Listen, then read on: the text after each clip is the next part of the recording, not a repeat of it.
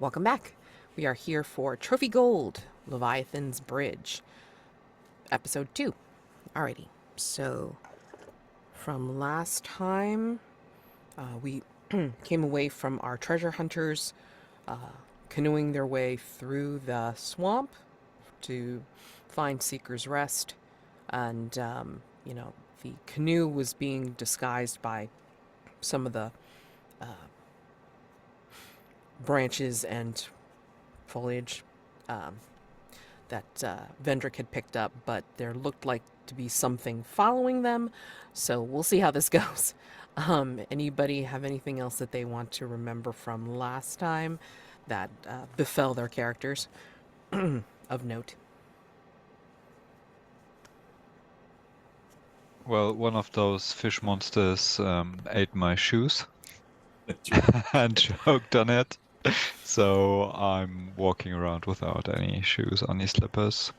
I've got marsh feet.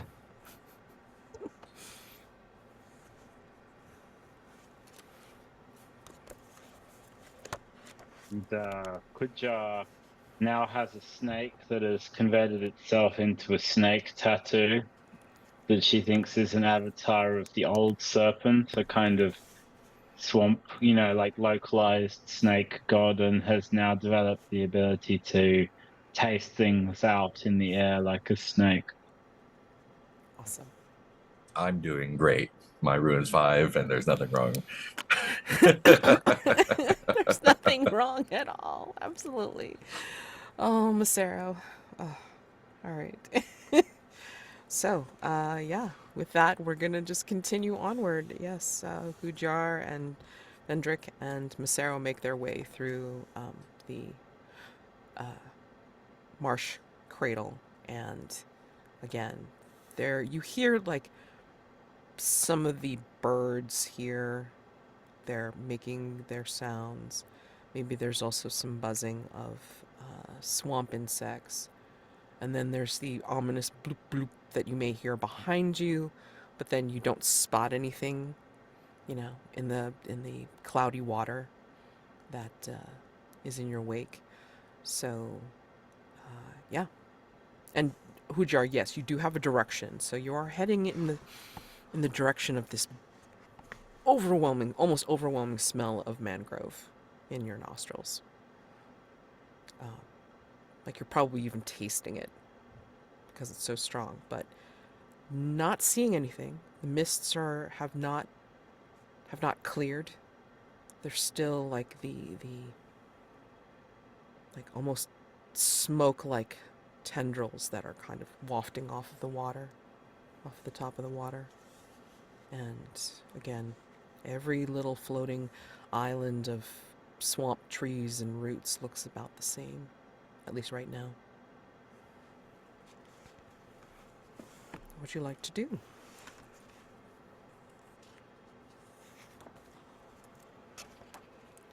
Did we accomplish the set goal already? No, you are still in the set goal to try to make your way to find Seeker's Rest.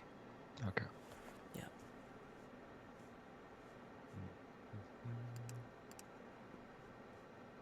I think in the interest of acquiring tokens, once everyone else has had a go at some stuff, I think Hudjar is probably going to try and find more of the source of the sort of sensations that she can feel in the air, and I'll probably try and do another hunt roll.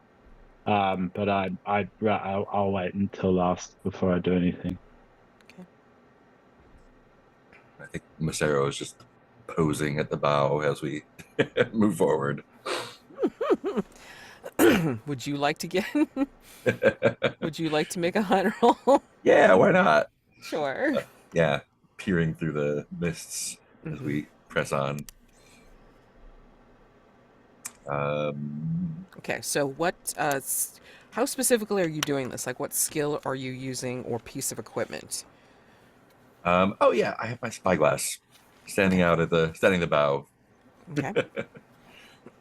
Out there. looking all heroic and stuff, I'm sure. Yeah. Okay, and then your specific question is to see if you can find any signs of Seeker's Rest, this Yep.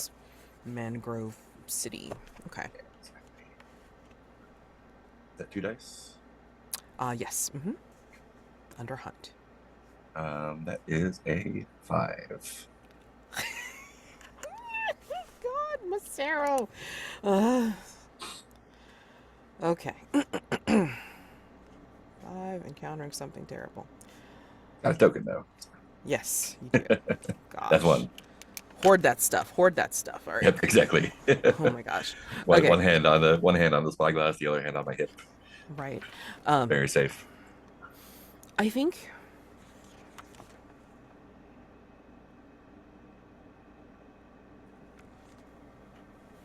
as the mists like move and part, I think you do get the sense, like through your spyglass, but it's far away, of course, that there's this island city that is rising off of its roots. I mean, like it's fuller than any of the other little islands that you've seen before so far. And it just seems to be rising out of the mists, like taller than some of the highest trees that you've seen, out of the drapery, out of the canopy. And it just seems to be like kind of like outlined, further along. So you think you've spotted it. You think you see this place, but then the mists close yet again. And then you hear like again the ominous bloop bloop, like, near the canoe, like coming from like a side direction. And when you do take a look away from your spyglass at that sound, I think you recognize the the raised eyeballs of some familiar creatures to you, and they are approaching the boat. Yeah, I'll point out both of those things to my companions. Row faster, I suppose.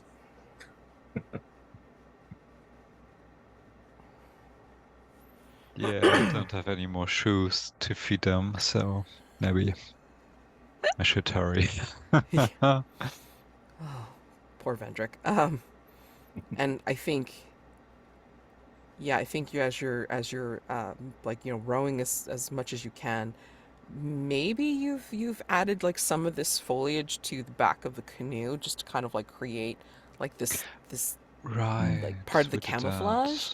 that. And I think maybe you're taking a swing round, but it's a little bit rough because again, it's like, the three of you and this foliage that you're using to disguise the canoe.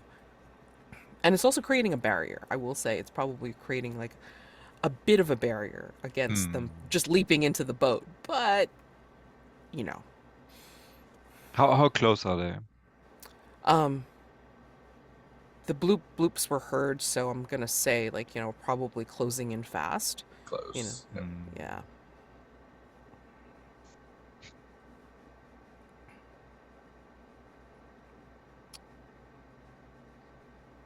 I lost my sound at a crucial moment there because I accidentally pressed a button. What just happened? Sorry, with what's chasing us?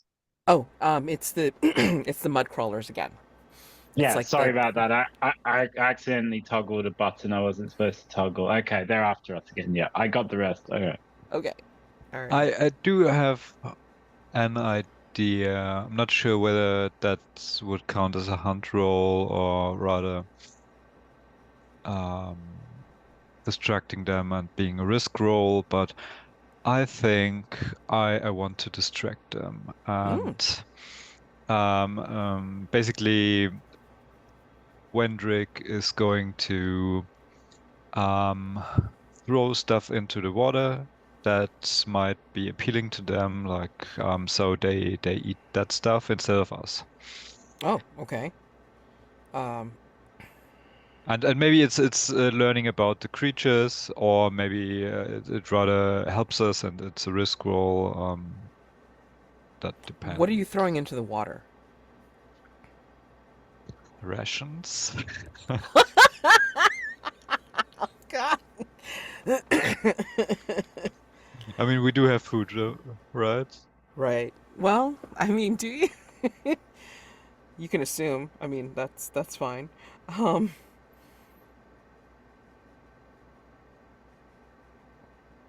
Yeah, you know what? It's like, go ahead and,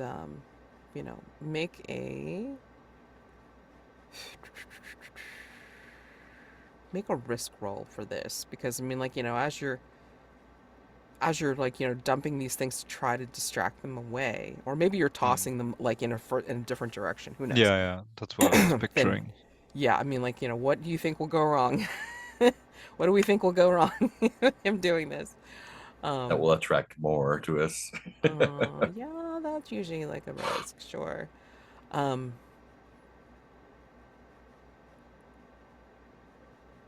I mean, I got nothing better than that at the moment, except for maybe the ones that were following you before. It's like, are taking hold of some of the roots of the camouflaging foliage or whatever, and like, start to try to make their way to the canoe, like the camouflage, and then make their way to the boat.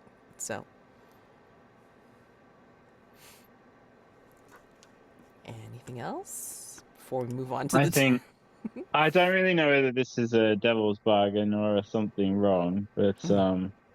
I think that either there's a sort of queen one that's bigger than all of the others put together, or an even bigger fish eats them. Oh yeah. I like that one too. Oh my god. Okay. All right. So, gather your dice. Take a light die. This is something you are skilled at because of either your occupation or your background, or if you have useful equipment. I'm going to say tossing rations in the water is in the opposite direction is your useful equipment. So you Okay. get a light die for that. Dark die if you are risking your mind or body, because these things could possibly like make their way and climb onto the boat as they did before. Um, That's true. and then light die for accepting a devil's bargain. What do we think? No matter what do we think will happen?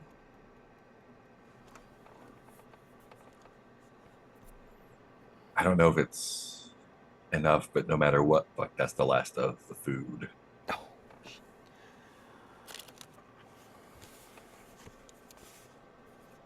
I don't know if I I could think extend no that to matter the rest of our food, like everyone's food, but maybe that's too. Hmm. I Sorry, go think ahead. I'm gonna say no matter what, an absolutely enormous alligator, like albino alligator, is attracted by the food. And I don't know whether it is teamed up with them or it's antagonistic, but it's like as big as a boat. Not our boat, a bigger boat, a ship. It's like huge, and it lives Hmm. on the bottom of the swamp. interesting. Okay.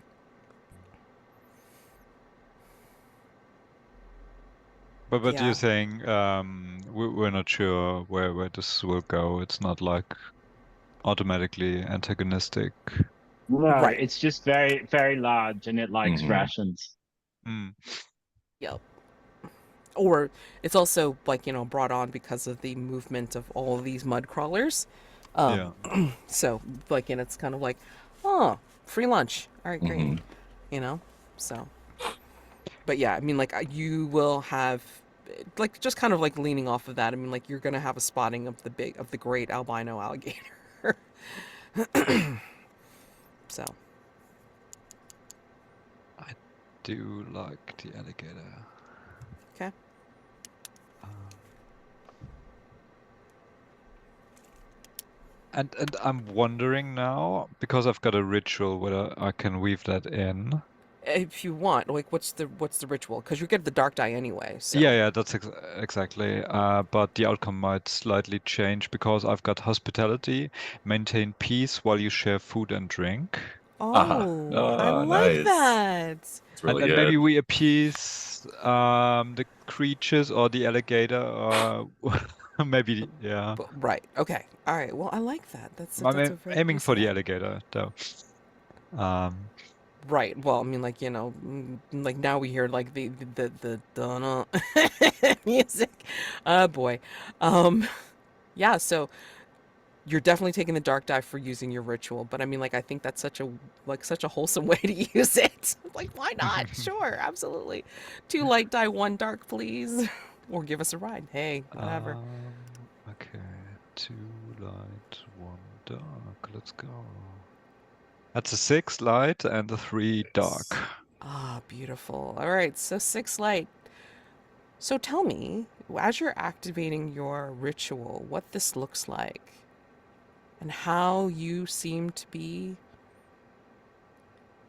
succeeding in not only providing hospitality to the mud crawlers, but I mean, like, eventually this gigantic beast that seems to be uh, availing themselves of the mud crawlers as food. What does your ritual look like? So basically, since Vendric used to be an official, I picture being able to use this magic to appease other beings, to being friendly and peaceful. That helped a lot in his political career because basically all the time he hosted for various parties, and in this particular case, he remembers after tossing in um, the rations into the water and seeing, okay, there's more coming up than just the mud crawlers. Maybe I can use this like an offering in a similar case. And what he does is he not just only throws in the rations, but also holds his hand into the water, and there's a light blue glow going in from the tips of his fingers while he mumbles some words, and that light is going towards the albino alligator. And yes, the you see a great shape even through the cloudy water, and it's this dripping hood that seems to come up behind the mud crawlers and gently, like, you can kind of see the influence of your blue glow, like this maw that opens up just gently clamps down on all of the mud crawlers in the path, and just gently, just, you know you hear that I can't really describe the sound, but it's kind of like a hum, but it's also kind of like a growl hum, as it gently chows down on all of the mud crawlers. You don't see any more bloop bloops in the water. You just see this big mass, and it just kind of, like, goes, like, against the side of the boat. The growl, moan and hum just kind of gets louder, and then you see this eye, this great big blue eye next to the boat for half a second, and then it just gently drops into the water. There's a little bit of a wake, like the canoe gets a little bit, like, sketchy, but yeah, it you right, and then nothing. No, like the water is still, and then you hear the buzzing of insects and maybe some bird cawing, and nothing. No mud crawlers, no gigantic eye. Just peace. And I'm going to say to Hudjar, don't you have a way with reptiles? Maybe we can follow it subtly, though, because I don't want to come up again. This has been going on. Hudjar's just been sitting there, like, watching, like she's watching a game of cricket or something, and she's got out her parasol. I added a parasol to her item just to shade her from the sun. Oh yes, yes, and yes. and she looks at you, looks down at Vendric and says, "It is not." Sorry, no. What was it? She is not an it. Show the mighty one respect. And she says, yes, the mighty one may be yet our ally. And starts to whisper into the water in Naganese, mighty one, might we seek your guidance? We seek the heart of the swamp. And I think I'm going to basically do a hunt roll to Oh, talk to try and like convince the mighty one to, I don't know, give us a lift on her back, or potentially to just tell us something. okay. Very cool. Go for it. And I think for in terms of my extra dice, I've got my snake amulet. Mhm. I've got my tattoo. I'm Mhm. pretty tuned Oh, into snake speak. oh, So that was no doubt. I mean, like, absolutely. So, yeah, two yeah, I dice, mean, like please. crocodile's a dialect of snake, right? You know. We'll take it. Let's try it. It is the Oh, I old got a six. Caldor. There you go. I Yep. got a 6. And you got a token. All right, great. So, yes, I mean, like, if mechanically, if you want to pool these 3 tokens together to Yeah. consider the set goal resolved, I mean, Mm. you will get a vision. And it's like the that whole like dolly zoom in close to you as you're communing with the great albino alligator, um, as she speaks, like maybe you are zooming into yourself and then looking into the great big blue eye, because of like the way, of course, it's shaped. You can't see the whole head all at once because it's like the snout is so big, and then also like the eyes are on the side. But so you can look into one. You can look into one of these big blue eyes, and in the big blue eyes, it's like it shows you a vision of the swamp as if you're looking into a crystal ball. And in the swamp, you see the clear vision of the mangrove city of Seeker's Rest. Clear ahead of you. You're in the right direction. Just pressing on, and maybe even there's a smile. Crocodile can smile, and you feel like the canoe is rising slightly in the water and then heading straight for the mangrove city. But it does not take you all the way in. It just kind of like drops the canoe a little bit back into the water just before reaching the actual docks of Seeker's Rest. Yeah. So. And I think Hudjar will whisper, thank you, great one. And just like without any word, just sort of, I definitely want to spend my token, by the way, if you're both okay with Yeah, that. obviously. Mhm. Yep. Yep. But I think without even like a pause, Hudjar just kind of gracefully rises from the canoe and just steps onto the dock, parasol in hand. Set goal achieved. All right. So you are out of the marsh cradle and now at Seeker's Rest. What you see when you actually set foot on the isle. Emerging from the mist is an island formed entirely from mangroves, a wall of interwoven roots and branches rising from the sea. Its upper tiers vanish into the fog. There are rope ladders here, driftwood walkways jut out of every direction. There's some lanterns here. It's still daylight somewhat when you arrive.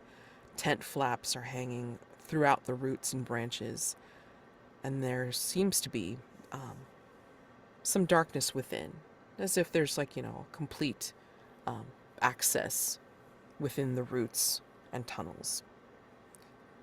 There are small coracles, some heavy canoes. They're lining the piers here.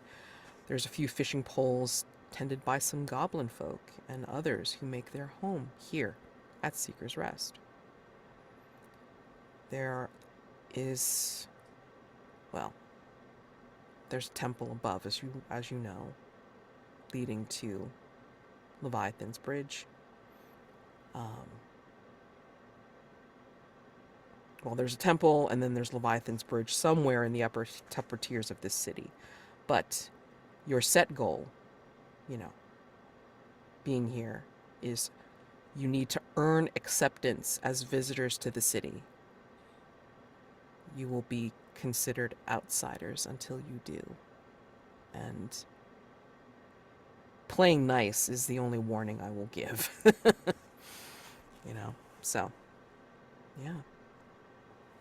You hear the droning melody of reed pipes, syncopated trance-like percussion of a group playing some hollow wooden trunks, fish skin drums, shell and bone rattles nearby, with the activity on this pier, on these piers, and all of the people that are making their living here at Seeker's Rest. So,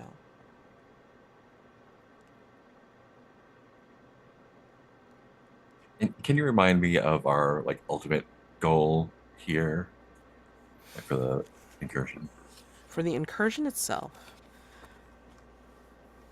imagine that you are trying to make your way to Leviathan's bridge. It's a monument of vines, branches, and made in, like, twisted into the weightless bones of a whale. There's a temple formed from the whale's massive skull sitting on top of Leviathan's at the end of Leviathan's bridge. And there's supposedly generations of seers, like, sitting in eternal contemplation of the glowing star which rests within its cavern. You have possibly the access to priceless scriptures and artifacts of an advanced civilization. So, you can find your way to wisdom or refuge. And I suppose there are things to do here to earn Oh, the yes. trust, Yes. and we don't necessarily have to pool 3 hunt tokens to achieve the set goal here. Correct. I mean, like, we could do different things for different people, like, while you're here. I mean, you want to kind of, like, earn the goodwill of being in their city, right? I mean, like, you're visitors, so, or you want to prove yourselves as visitors, respectful visitors. So, what you'll see around here is you'll see the heart tree. This is an immense tree that stretches upward into the fog. There's, like, reflected sunlight, twinkling from the top of its canopy. There's also the haven, which is just a dizzying assemblage of stairs, rope ladders, footbridges, decorating, like, through the mangrove roots and all around. There's dwellings here too. But it's just like think of like a rope bridge maze city, basically. And then there's also the salt market. So the salt market is, like, further in, right? So you'll hear the hustle and bustle of, like, people trading and, like, trying to like, ply their wares, which is mostly, of course, like, everything that they've fished in this gigantic opening over the ocean to be able to catch different things. Yeah. So there's many places to go, many things to see just here in Seeker's Rest alone. It's pretty much up to you where you want to go.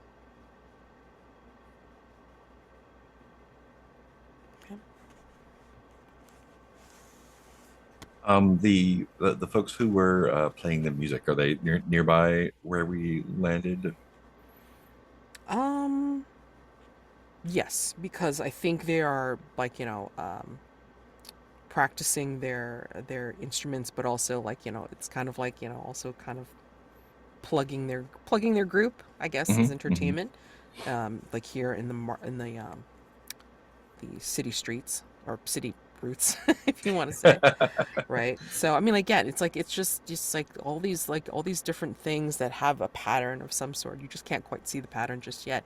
And they are, like, nearby, probably, like, suspended on one of the platforms, connected to the rope bridges and such, where they're practicing. And then maybe there are some fishermen that have also pulled up some of their bounty among the people and are setting up stalls here as well. So.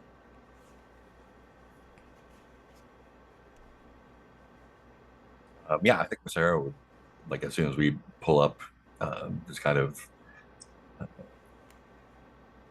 make his way over to the performers and kind of like stand on the, like, if there's folks watching them, just kind of like stand on the edge, kind of just like bopping along to whatever they're playing there, just kind of like trying to blend in, I guess, fit in. You With kind folks of there. little, Yeah. given your gear, I mean, like, I'm gonna say it's Yeah. like it's a little bit hard to blend in, but I mean, like, I think they're appreciating your Yeah, not bopping to like their trying to music. sneak in, but kind of like, oh Right, yeah, right, like right. this is, Yeah, we're just all having a great time here. This is really right. good. Absolutely, absolutely. What are the other two doing? Hudjar and Vendric, what are you doing? I think Hudjar seeks something up in Leviathan's bridge that is of great enough, occult power to pay the reparations for her siblings' curse work. Yeah. And she knows that only the wise know the path to great knowledge and riches. So she's going to try and find the greatest sort of practitioner of the magical arts in Seeker's Rest. Perhaps by smelling them out on the air. Okay. And then what's Vendric doing? I think Vendric is going shopping. You know, going to the salt market, chatting to the merchants, finding out who's in charge in the city, acquiring some rations. Got it. That's funny. Okay. All right. So I will say, hold on. Let me see.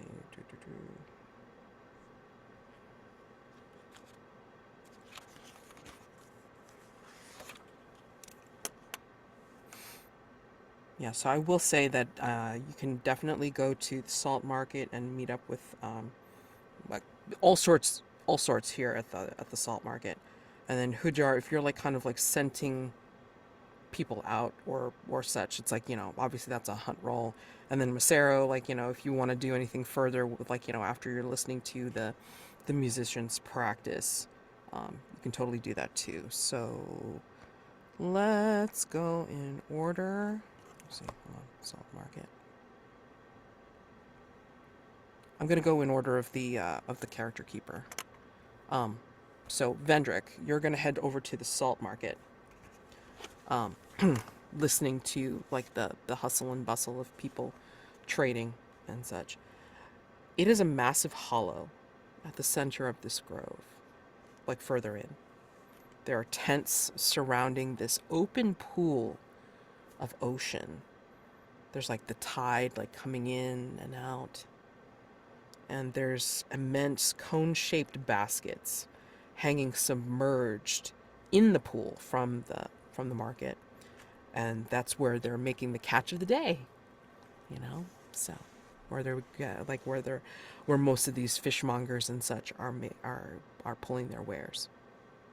So there's fishmongers, you smell cooking definitely, and there's also gambling going on, of course, in between customers or people making their way. So what do you think? Making a hunt roll in terms of like what you want to do first, or you have a specific goal in mind? I don't. Maybe there's like some street food vendors, and I try out the local cuisine, and that could be a hunt roll. Okay, go ahead.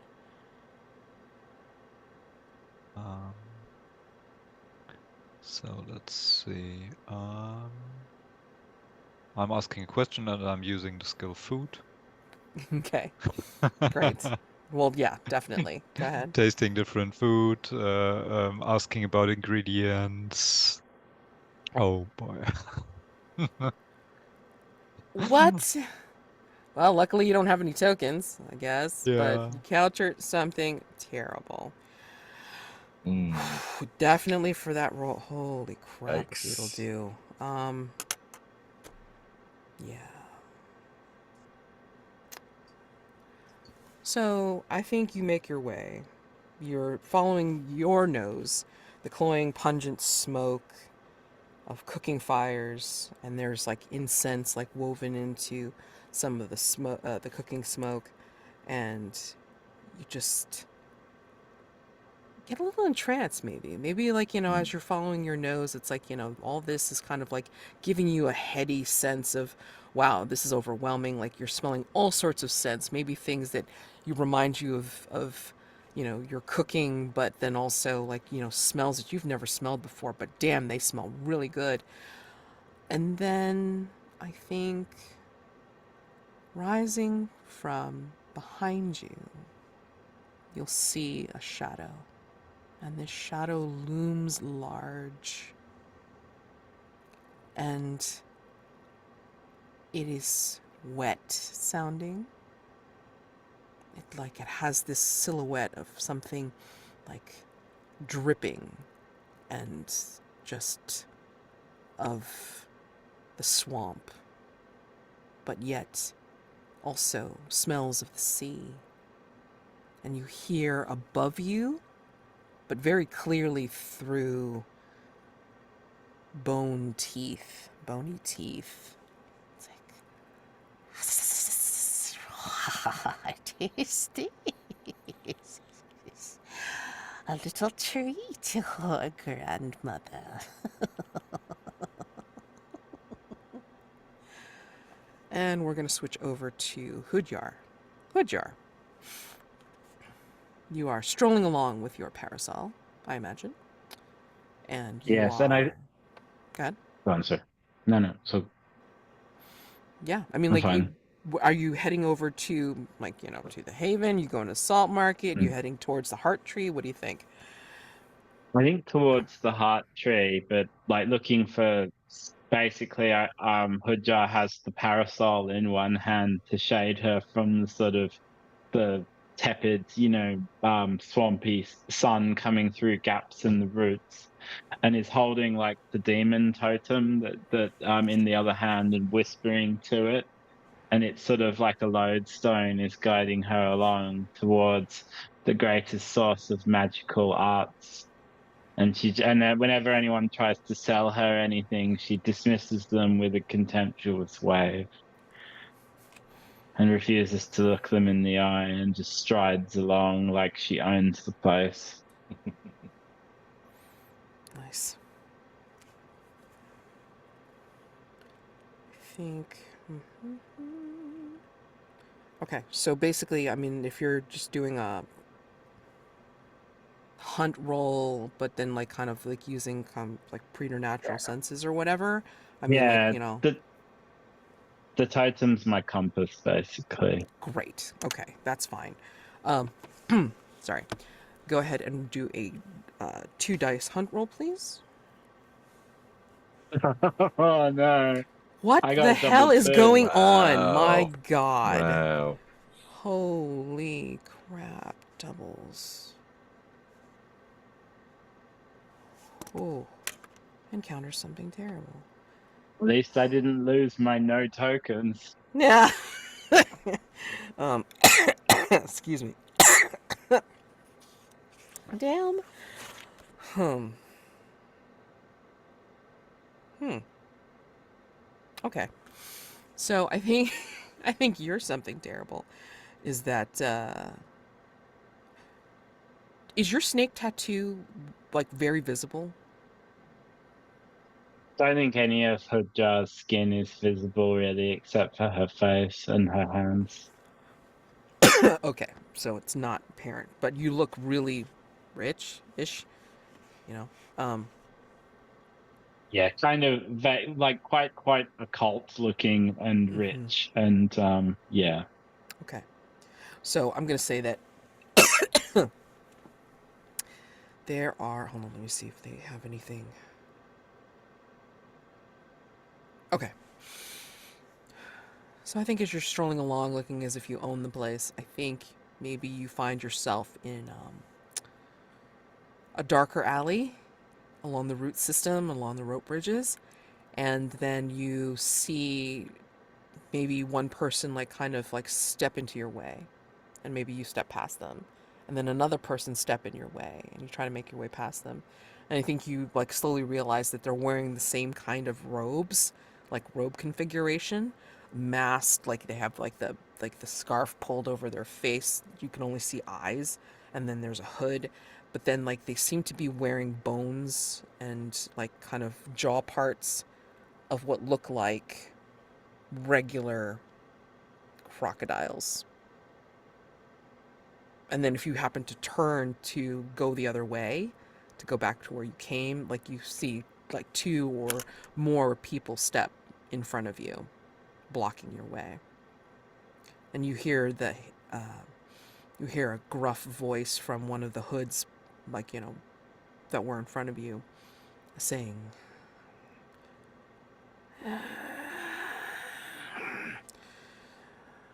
"Oh, you look good enough to eat. Not for our bellies, but for the Great One who lives beneath. She will appreciate you as a sacrifice, willing or no." And we switch over to Masero, who's just bebopping away. No heating, no nothing. It's just really cool music. Absolutely. I am going to grab some new backpack equipment.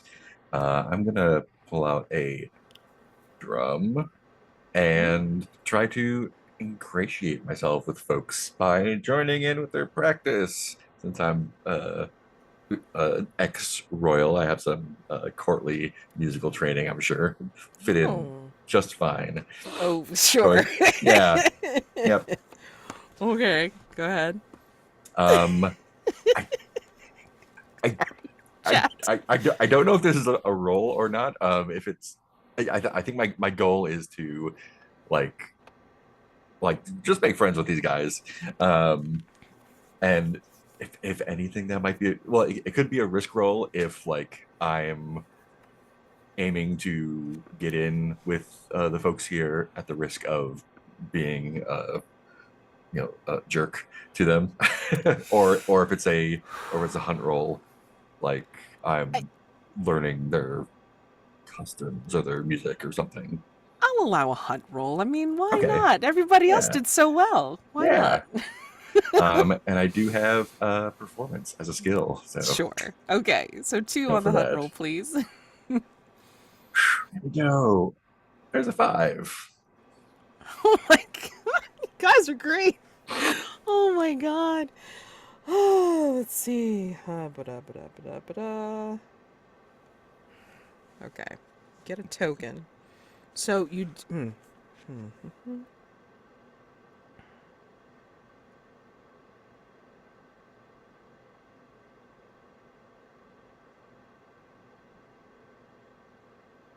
I imagine this is like one of those like a handheld like tambour kind of Oh yeah. like Yeah. of like bunk bunk.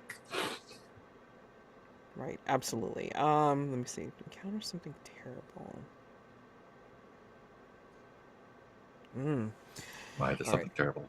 Okay. So, well, I think you find that the musicians are very, very happy that you're kind of joining in. It's like, like, yeah, okay, like, stranger to our land, but I mean, like, seems to be trying to get into it and such and so forth. And you get the impression that you could conceivably like talk to anyone that's here listening to the music as well as like, when they're done. But I think there's like, someone with a pipe, kind of like looks like they're wearing like fisherman gear, but they're like kind of contemplating you. They're like kind of like hanging out at the edge, and also like smoking a pipe. And Oh, a smoking pipe, not a plain pipe. Oh, right. Like, yeah, it's like smoking or like a regular pipe, like not Got a it, got not a, it. like playing the reed pipe or anything. And I think they'll kind of come up to you right after they're done with the set. Like, maybe it looked like maybe the musicians are getting ready to just take a break and like maybe willing to talk to you, but then this person comes up to you like, smoking their smoke, and then will like immediately hook their arm around you and like draw you away, saying, "Oh, my friend, such great talent, but I believe it's wasted here. Why not try one of our wonderful games? Try your luck. See about making making your way here and gaining prizes and rewards." Oh, well, that sounds interesting. I'm Masero. Who do I have the pleasure of speaking with? Colchi. Oh, My name is Colchi, and I run one of the wonderful tables here of games. It's like, just try your luck. See how you go against the odds. It'll be wonderful. generally a pretty lucky person, so I don't see how that could go wrong. Mm-hmm. Let's see what you've got. Absolutely. And he brings you over to this like, this booth slash table of like, rune tossing and, just like kind of like, cards and all this kind of stuff. So yeah, you're gonna get drawn into like one of the little gambling stalls. Mhm. So fun. We're going to go back to, actually, you know what? Since we're hitting like near the hour mark, let's do a 9-minute break, to get us to the top of the hour, and then we'll start to deal with everybody's problems when Awesome. we come back. Alrighty, see you then. Thank you, Nick. Yep.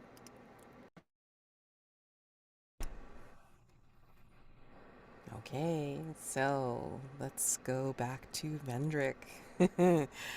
Vendric, you have that looming shadow behind you and that sinister voice hissing in, above you.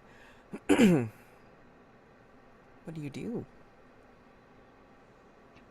I do turn around.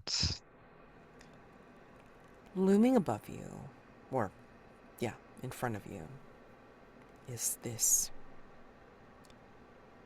She would be a mermaid, except this looks like a very long-lived mermaid. Quite gaunt-looking, almost skeletal. We have like seaweed, like in drifts, coming from the top of her, like almost skull-like head, coming down, like over her breasts, and then down, like to her navel, which below that you see like this very uh, wide girth, like as if like a very sinuous fish, like instead of legs, is attached to her body. So she's got like at the very end is like a tail that is kind of curled underneath her, almost to give her like some kind of locomotion by moving and pushing forward or springing forward off of the large fins that are underneath. And she just looks at you and kind of like moves her hands, long bony fingers, just kind of getting like the aspect of you. What is this? What has the city come to with these types of younglings coming around and about? And she kind of leans down, hunches down to look into your face, and you smell the seaweed very close, very sea spray almost. And you can hear the drip, drip, drip of the sea water coming off of her. And she kind of smiles, and when she opens her tight lips, it's like you see teeth but they have a cast of green, like sea life below. What are you, then, that you come here to seek us rest? Out of character, what would a appropriate honorific be? Like, my lady is probably not quite right. You want to be respectful as possible. I mean, like, you know, Yeah. I would try that and, like, you know, see what happens, because yeah.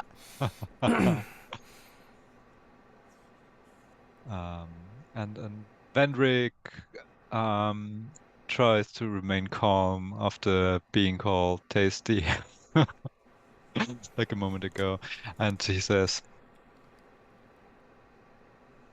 "My lady, I'm a very famous cartographer, and I'm here to chart out the lands and speak to the people who dwell here to learn more." Oh, milady, aren't you the sweetest thing?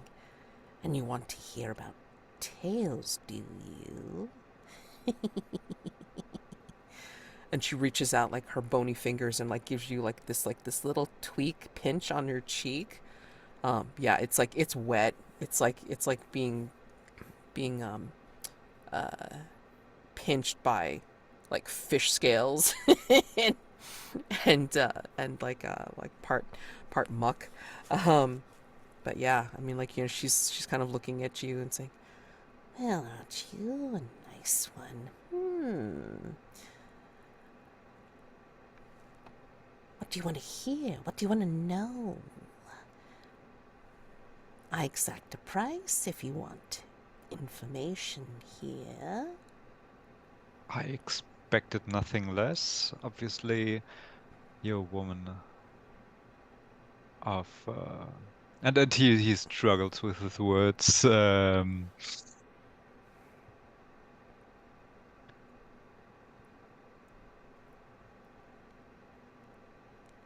You're obviously a woman of business, so I assume we can come to an arrangement.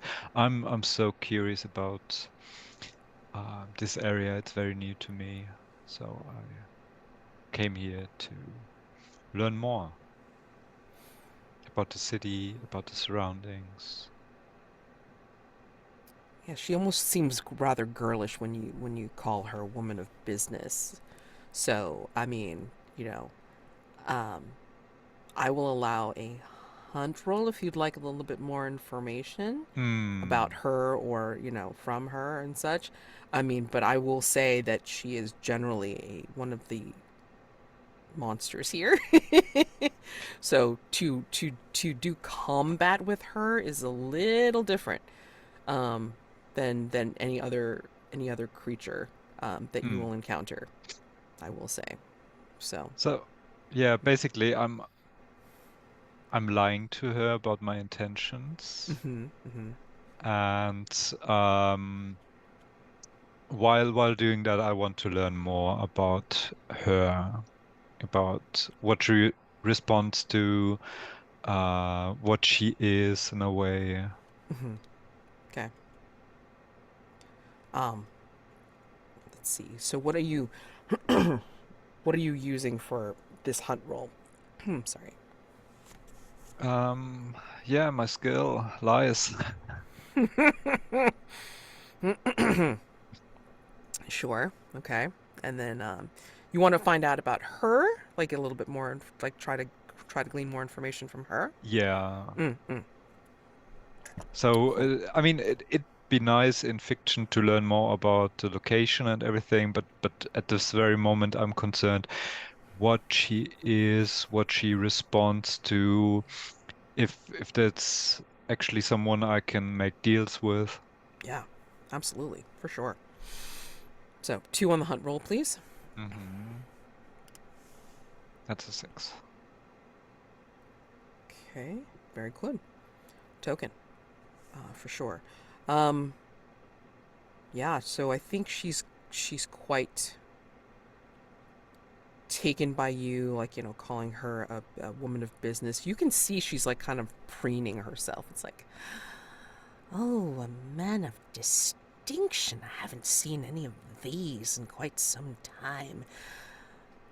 These younglings, they won't listen to me anymore, even though I was one of the first elders here. I've been here since the beginning. I know my way around.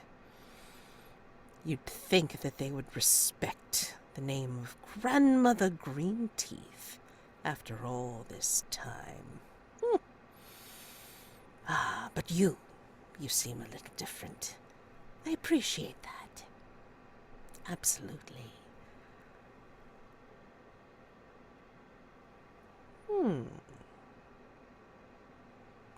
Do you have something to offer, boy?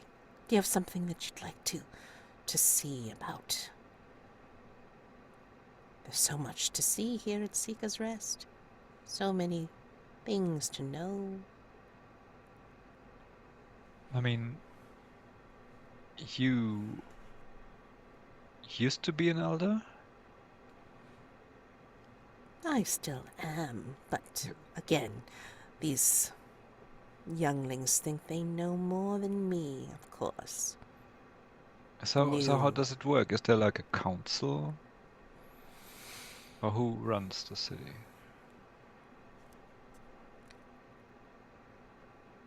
It almost runs itself. If they are wise, they will come to me, of course, and get advice on anything that happens here. And if they're not, well, maybe they fall into the drink a little bit too soon, a little bit premature. I mean, all gods require tribute, do they not?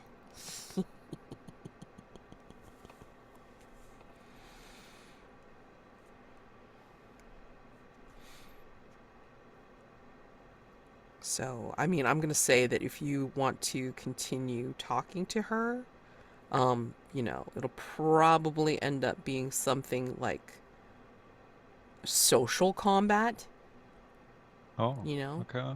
So basically we would do the combat rolls as usual, but then like it would be more on a social aspect. Unless you truly want to physically attack her. In which case, no. yeah, that could be bad. But yeah. So, Okay, that's interesting. yeah. So, and what would it mean to win in this situation? It's like gaining her as an ally, or I does mean, she? basically, I think you would, if you succeed, you basically would get like the opportunity to roll for gold, right? Okay. And so yeah, like you'd get something for doing what you would do. Yeah. Okay. Sounds Yeah. interesting. Yeah. Interesting. So let me head over to, while you contemplate that for half a mo, how you want to approach her in this combat. Let me go over to Hudjar. Okay. So Hudjar, you are being surrounded by these hooded people, whatever, beings that have crocodile pieces, hanging from their robes. And they are talking about using you as a sacrifice. What do you think of that? So basically, I think I'm going to fight them, but I want to know. So I want to do my opening move by reducing their endurance, but I'm explicitly doing it to try and avoid putting my mind or body at risk. So if Sure. I were to use my ranged weapons, would you allow me to do a risk roll without the dark die? Uh, In that it's like essentially a distancing thing. I'm trying to like stop them from oh, getting gotcha, close. gotcha. Right. True. Let me see. 'Cause otherwise, if not, I have a different. I might do something different. I mean, like, there's always, like, as soon as you pull out a weapon, and, like, we've found this in other games as well, it's like, as soon as you pull out a weapon, I figure it makes it dangerous. So, I mean, like, you're gonna have a risk to body, if not to mind. Yeah. So I mean, like, you know, I would say that I would make that call. No, Like, that's fair. yeah, That's you're gonna fair. make a risk. I think what I'm gonna do is just I think yeah, I'm just gonna go for the what's most narratively satisfying over anything else. So I think Hudjar smiles at them and says, "Before you seek to offer me to something hidden below, you should have asked me if there was a thing that I wished to sacrifice you to. That's just impolite." And she looks down at the basically I'm just gonna open by using my ritual, but instead of it just being my own shadow temporarily performing a task, I'm gonna whisper into the demon totem in my hands, and the shadows will multiply and suddenly become much pointier. Love it. Okay, so release. All right, so again, we're just gonna run it like we normally do. So what do we think will go wrong in this? You know, if you fail or lose your nerve. Let's see.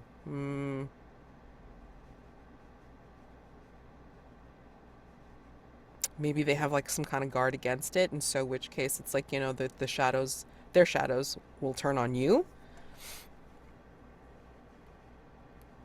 Maybe there's just more of them than you thought, and they jump you from behind before you can get it off. Right. True. Maybe you've exhausted your powers, and instead of controlling the shadows, you kind of dissolve and become shadowy. Oh shit. Oh no. Wow, I like that one. Holy crap. Okay. So yeah, building the roll like we normally do. So what are you using? Definitely ritual, so definitely the dark die. And then the first light die is from what? I'm using my demon totem Okay. occupied. Sure. Alrighty. And then second light die is coming from a devil's bargain. So no matter what do we think will happen?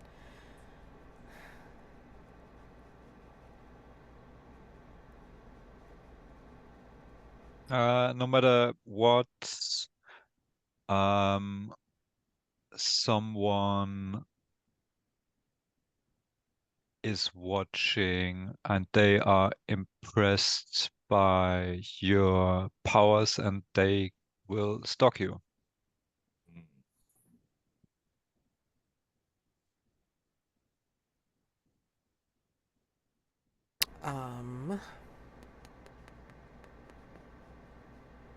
And just remember, like, you know, your set goal is to earn the acceptance of earn acceptance as visitors to the city. So, like, you know, you want to try and decrease any, you know, suspicion or hassle while you're here. So let's see. No matter what. Either way, they make a ruckus and draw the attention of other folks, whether they're friendly or not. Getting into a fight here is probably not going to improve our standing. Right. I'm also gonna say, well, I'm gonna take it from a more personal view. I want to say that your ritual, for whatever reason here, is going to just like the other time that you used power or something like that. I think the ritual will show. It will affect you adversely for whatever reason, like, you know, being here. And I think, you know, instead of severing your shadow, it's going to be part of you in some way. Like, an aspect of you will be forever shadowy. I think I'm gonna pick the one about having someone who's now overly interested in me because it's a nice narrative hook forward. I think for plot purposes, I'll take that one. Sure. Okay, great. Alright, let's go. Oh, nice. Whew. Oh, I good. well, I reduced their endurance by 2, but my ruin goes up. Okay. Two. Okay. All right. So please tell me how, in doing this ritual, it's like you're becoming closer to the forest, the environment, and then describe how you, um, yeah, how you're reducing their endurance, like with this ritual. I think effectively they all start like sinking into the shadows, and like little mandible like bits of shadows start kind of biting at them, and the air is filled with this kind of buzzing, like halfway between locusts and static. And it basically like it gives Hudjar the ability now to just try and sort of, the ones that aren't eaten, to finish things. But I think, unfortunately for Hujjar, it becomes increasingly obvious that the wards on the totem are weakening, and some of them start to disappear. And when they disappear, blackness sort of starts to spread and stains her hand where she's holding the totem.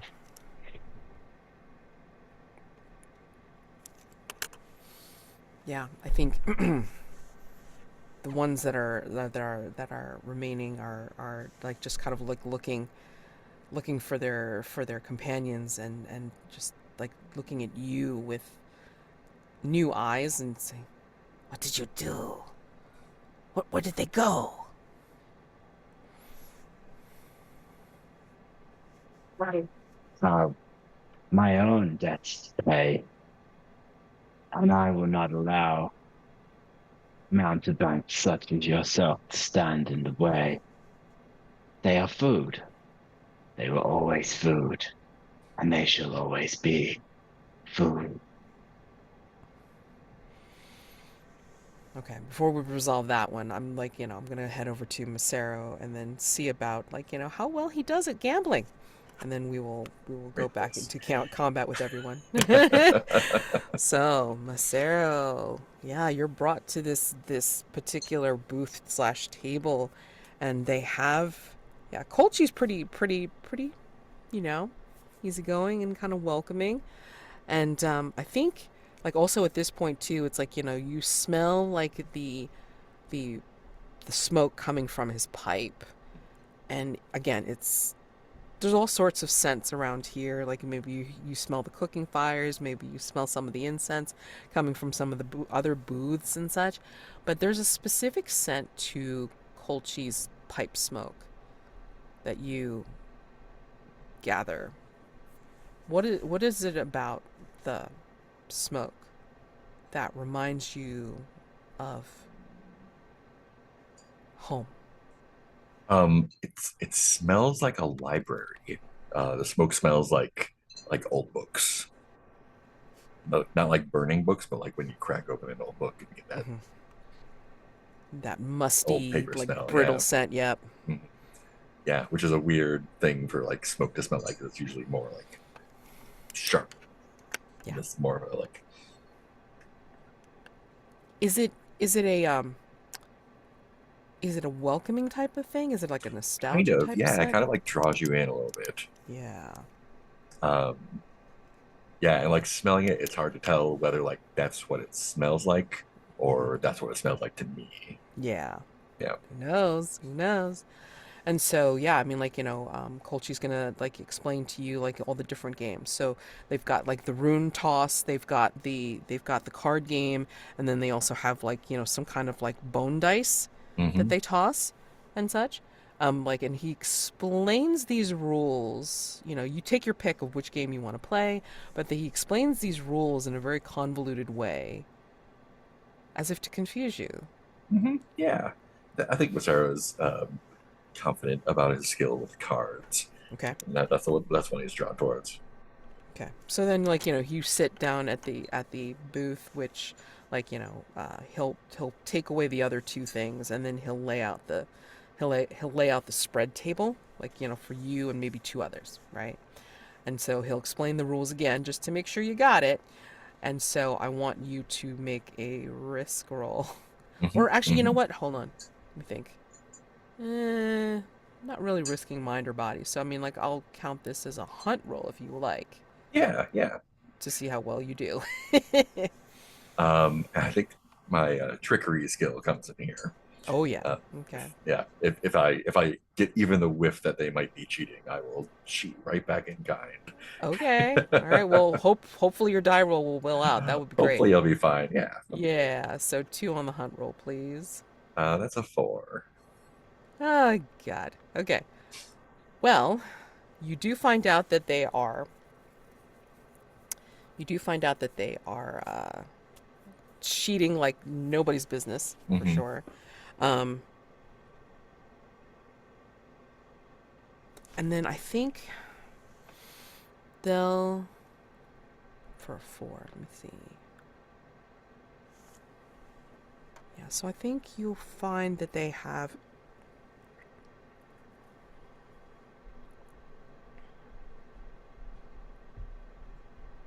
not only are they cheating, but some of the prizes that they're offering are things that they've taken from other people because they've cheated, right? So, yeah, some of the prizes are or worse. Yeah. Yeah. So, countering something terrible, I think one of the other players is going to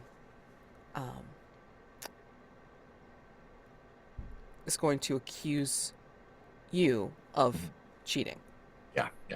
Yeah.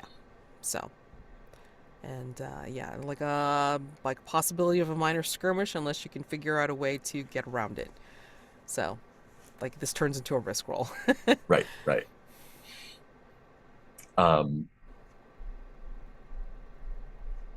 Yeah, and I think I think Masero has I think he kind of expected that. Like, maybe they even like grab my wrist as like I'm throwing a card down or something. Yeah. And yeah, Masero just smiles, and I think he kind of like assumes that person is like a shill, like they're part of the game. So like, Yes. well, 3 kind of like, oh yeah, like, oh, they win a little bit, and they're like, oh yeah, I bet on that one. And then when I like do a swap or whatever, they're like, that's when they call me out. I think I just like look over them and smile, big smile, and just like, I know how your game is played. I'm just playing along.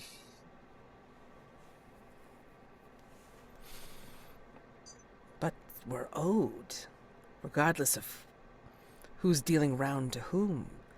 You still need, and this is what he says specifically, I think you still need to pay the piper.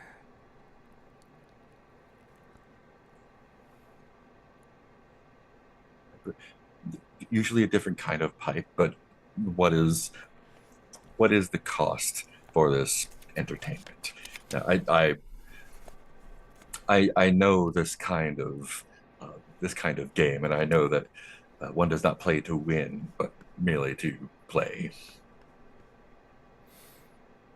Play on, sir, play on. I think this is like, one of those situations where it's like, if you do want to just easily get out of it and not like, experience any kind of altercations, like maybe you have to give up one of your found pieces. Yeah, I was just looking at which one I was going to give up. Yeah. I think I'll put up the golden cord with a bone dagger. And like, if they go to grab it, like I put my hand over their hand, and just kind of like flash another smile and just be like, double or nothing on this one. Really? Oh. You think that you can beat the house? What's the fun if there's no game to be had? Okay. If you just fair. wanted to mug me, you would. Well, we could. In some cases we have, but not you specifically. um, yeah, so I think we would need to build a risk roll for that. Yeah. But let me go back to Vendric and Grandma Green Teeth and do the resolve on that one. So Can you just remind me, please, what I've learned about her? I've got a token, but I'm not sure, besides her narrating some stuff, that she is kind of a big shot. yeah. Well, I mean, again, you've learned that she's one of the first elders here at Seeker's Rest, so she's been here since the beginning. Her name is Grandmother Greenteeth, and perhaps, you get a whiff of, a reputation on her. And she does not die, so it would not behoove you to try and kill her. But she seems to respond very well to, compliments, praises, acknowledgement. Yeah.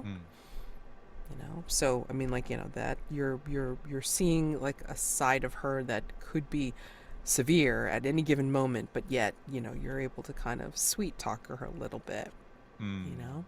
So that's what you know. Cool. Yeah. Yeah, I'm definitely not going to attack her, Right. physically. Right. But yeah, I mean, because of that very poor roll, I'm so sorry, but you're gonna have to go into combat with her. But again, then this will be a special because this will be social combat. Yeah, that's fair enough. Okay, so let's build that roll. All right. So you are by yourself. How you expose yourself to injury or attack? I mean, you're right there with her. But I mean, if you piss her off, she will either literally take it out of your hide, or she will she will demand some kind of tribute. I will say. I mean, if it's social, that'd be interesting as well. But let's You have just reduced her see endurance, I will what say. happens. Yeah, you will. You have reduced her endurance. So Okay. yeah. That's cool. So let's see. You roll the weak point. Yes. So we see what you are. Yeah. It's a 5. Okay. Oh boy. Uh-huh. Okay. All right. So you are the only one involved in the attack right now. Your weapon is words. Unless you can think of something else that you can offer that could give her, give you a little bit of a whatever. I mean, that would just affect the fiction, right? Yeah. So just affecting the fiction. I mean, at this point, basically, I picture us sitting down somewhere. I've got the incomplete map of the region in front of us, and it's basically I try to ask about the region, and maybe the conversation isn't really about the region, but Well, she'll tell you. She'll start giving off some rambling tales of legendary whale hunts, which she's been on, of course, and surviving out in the sea. So yeah, you got a storyteller in front of you, basically. All right. Okay, interesting. Yeah. So you're gonna take one dark, right? one dark die. Yep. That's a 3. Okay, not defeated yet. You're listening to her stories. And I picture it's exhausting because she's going on and on. Oh yeah, exactly. I mean, and she's not necessarily interesting every single time she talks, because I mean, some of these tales are rambling. Maybe it starts off interesting, and then she goes on to mentioning somebody else that was in the story that she didn't mention before, so it kind of goes off the rails a bit and then comes back to it. So yeah, you're gonna need to roll another dark die. Yep. So 2 dark die for the combat. Yeah, fictionally, it's basically me asking questions and, Mhm. oh, that's really interesting. Can you Yeah, elaborate on that, please? exactly. Yeah. You're Uh, Scheherazade right now. Mhm. It's not going well. Oof. Oh my god. She's just going on and on and on. Yeah. I think, like maybe she'll start like, changing it up instead of like, telling a tale. Like maybe she's talking about like, some of her failures. Like she gets maudlin about it. Like, now you're her confessor because now she's talking about like, like failing a spell. She was trying to animate some fish skeletons, like, for um, amusement or for what have you, and she wasn't able to do it, and like she's starting to get angry. So yeah, 3 dark die. Ooh. So it's Oh a God. 6 Yeah. total, but I suppose it's probably not enough, and it's my weak Actually, point. that is. Wait, hold on. Yes, that is enough. Yes. Oh, nice. So she is defeated. Defeated. Like you'll Yeah. tell me how, but it does match your weak points. So you need to tell me how your ruin goes up. Oh I no. suppose I can't use armor in this Oh, you can. situation. Well, I mean, I'm gonna say. Hold on. But just 1 point. Yeah. I mean, like, I think you want to save that for, like, when you do get into physical combat. So, Yeah. it would behoove you to. Everybody's gonna die. No! Go ahead. Just explain to me how your ruin goes up and how you succeed in talking or complimenting her down, however you want to put it fictionally. I mean, I think my ruin goes up because. Hmm, hmm. What's that? Sorry, is that something in the chat I should be aware of? Bored to death. Ooh. Oh, Nah. no. Oh, man. Oof. I mean, Hmm. I can make a suggestion for how this could possibly make you like feel some ruin if you want. No, I do have ideas. I'm just Okay. wondering whether it's sensible to use armor on that, because obviously there could be later combats where I get 2 ruin at once, Mhm. Yeah. but maybe my character will die until then already. Who knows? Who knows? Oh my gosh. So I think I'll use an armor. Okay. And what saves me is the blessing of the Serpent Queen. Nice. And Nice. maybe that's kind of in a way where I and Hudjar crossed path, Mm. because there was one point where I was traveling around and I encountered her cult, and I did something to gain the blessing of the Serpent Queen, and this is basically what will shield me against her intrusive thoughts and negative energy that comes from her. And it really I can prevail. Otherwise I'd expected like she gets into my head. But I'm calm, I'm listening, Mhm. and then I probably take out some snacks and offer them to her, and that makes her stop talking. Yeah. That's how I win. She's actually pretty greedy about it. It's just like, it's like, Oh, something refreshing. thank you so much, and she crams it like right into her green-teethed mouth. Yeah, it's Um like maybe fish eyes, sugared fish eyes, something. Have not had this delicacy in quite some time. You are such a good boy.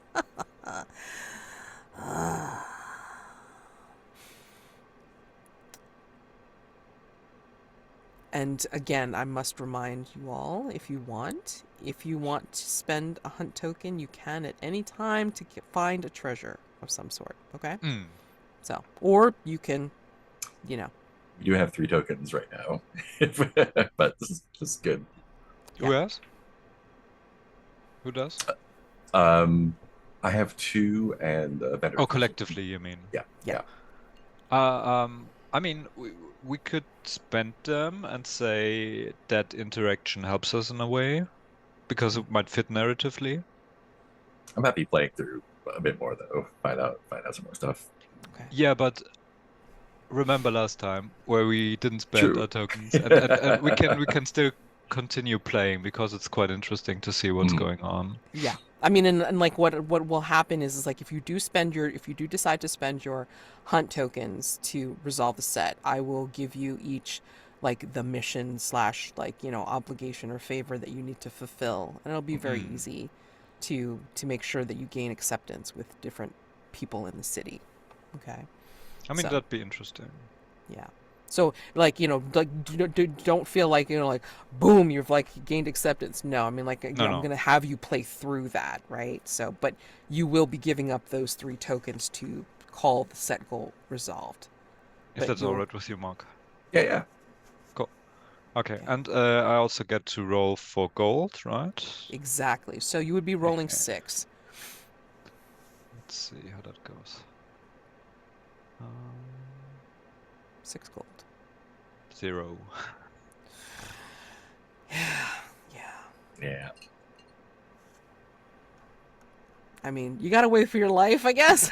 Yeah. and your sanity. Yeah, I'm sure she would have driven you crazy after a bit. So I mean, like, you know, as she, like, you know, kind of like tweaks your cheek yet again. Oh boy. Yeah, and like she leaves a mark of muck on your face a bit. You see her, like, you know, sink back into the pool, and then she will, like, you know, the last you see is this is her seaweed hair, which seems to float a little bit above the surface before, you know, it actually gets pulled down, as if that was not her real hair. That was actually a wig. So, yeah.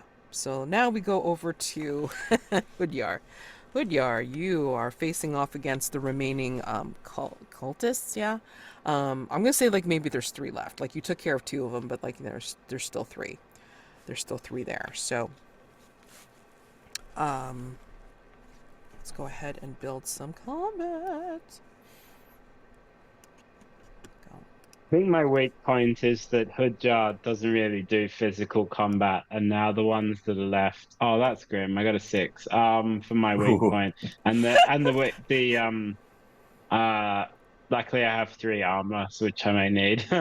Oh my Yeah, god. and the problem is that she doesn't really do fighting yet. Is nevertheless required to fight. Right. For sure. Okay. Yeah, because they'll take you by force, basically. They're going to take you and then bring you to wherever they need to sacrifice you towards their god. All right, so you rolled a weak point. Okay, so you're the only one involved here because you're by yourself, essentially. So roll 1 dark die. Okay. Yeah. So they're defeated somehow. You tell me how, because their endurance is like 4 or less for sure. So yeah, please tell me what you did to stop them or to prevent them from taking you and kidnapping you to their sacrificial altar.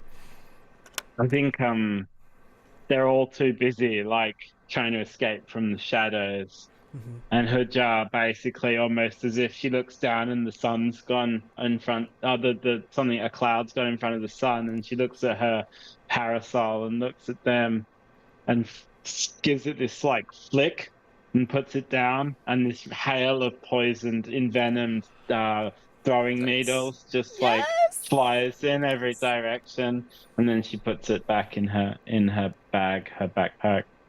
So wuxia. Oh my god, I love that. Damn. Okay. So yeah, you would go ahead and roll for some gold, and that would be 4. There's no gold again. Huh. Yes. The dice roll the hate, so still no gold. God.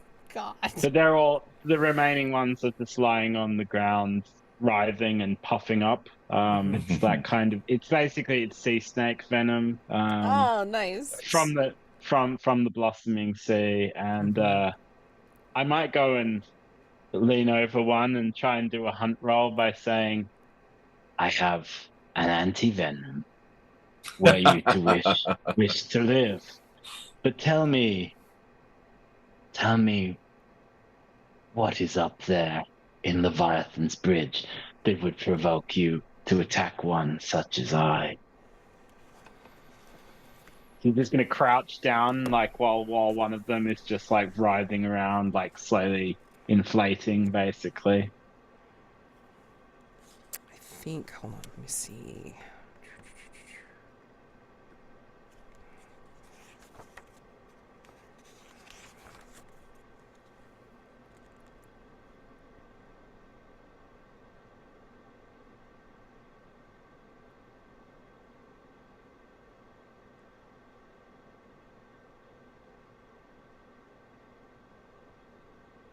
Okay. I think for this hunt, are you actually doing a hunt roll for this? Yeah, that's right.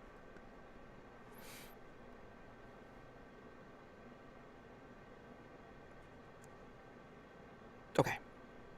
Yeah, that's fine. What's your And I- skill or equip? Well, I mean, like, Yeah. you're saying you're offering anti-venom, or you can use your skill. You know. Yeah, a manipulation. And I think potentially the manipulation is that I don't actually have any. Okay.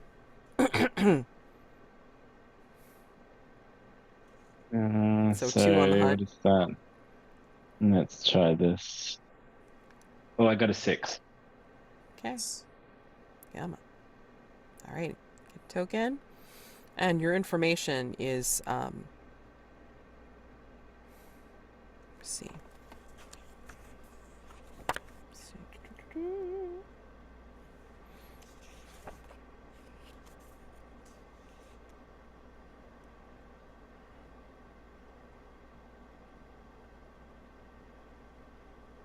Okay. I think in response, he tries to go to his, like, inner pocket or something within his robes, but I mean, like, I think he's starting to swell and shake and shiver and such from your poison, and I think he expires before he fully, like, pulls his hand out, even, and then I think, you will get what looks like a piece of some kind of tapestry.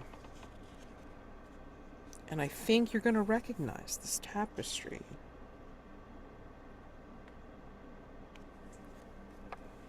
Maybe in your occult knowledge and what have you, you recognize this piece as part of a greater whole, that it's an artifact of power.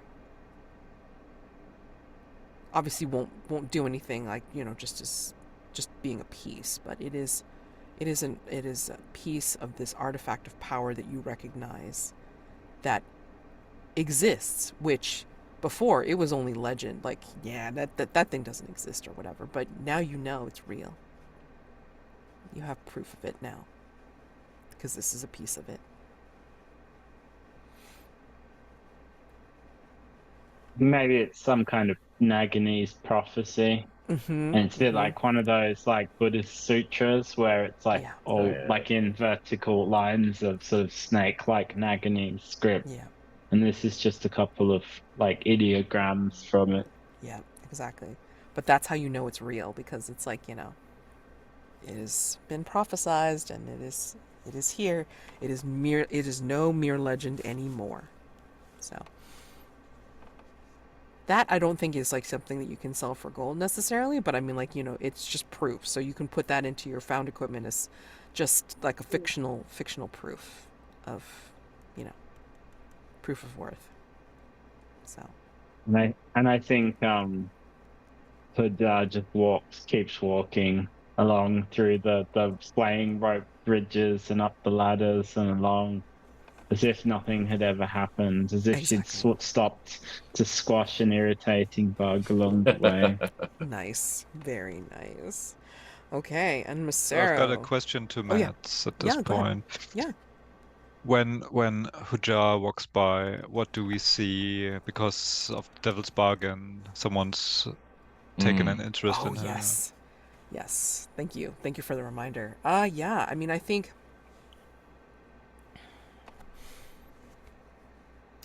there is, and as I said before, I mean, like the way this is built up here at Seeker's Rest, there's like, you know, all sorts of like rope ladders. There's rope bridges, but there's also canopies that seem to hide entrances into caves, like within this root system, tree system, as well as like tunnels and dwellings here. And I think maybe through one of the tunnels underneath the canopy, there's like a set of glowing eyes that are watching very carefully, like, you know, the approach and um, passage of Hudjar. And maybe, who do you need to pay the reparations to, Hudjar? Unclear and perhaps unspecified. Hmm. And also what the reparations are. I'm kind of leaning towards them being abstract in nature. Okay. I think this is another visitor to Seeker's Rest.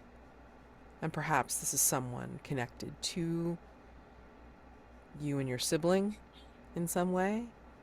I imagine them like being masked, just like those cultists that had accosted you earlier, but yet someone that could be possibly familiar from your past. Who knows? All we can see are glowing eyes. So, but yeah, they're like kind of looking down at you, like as watching you pass, and yeah.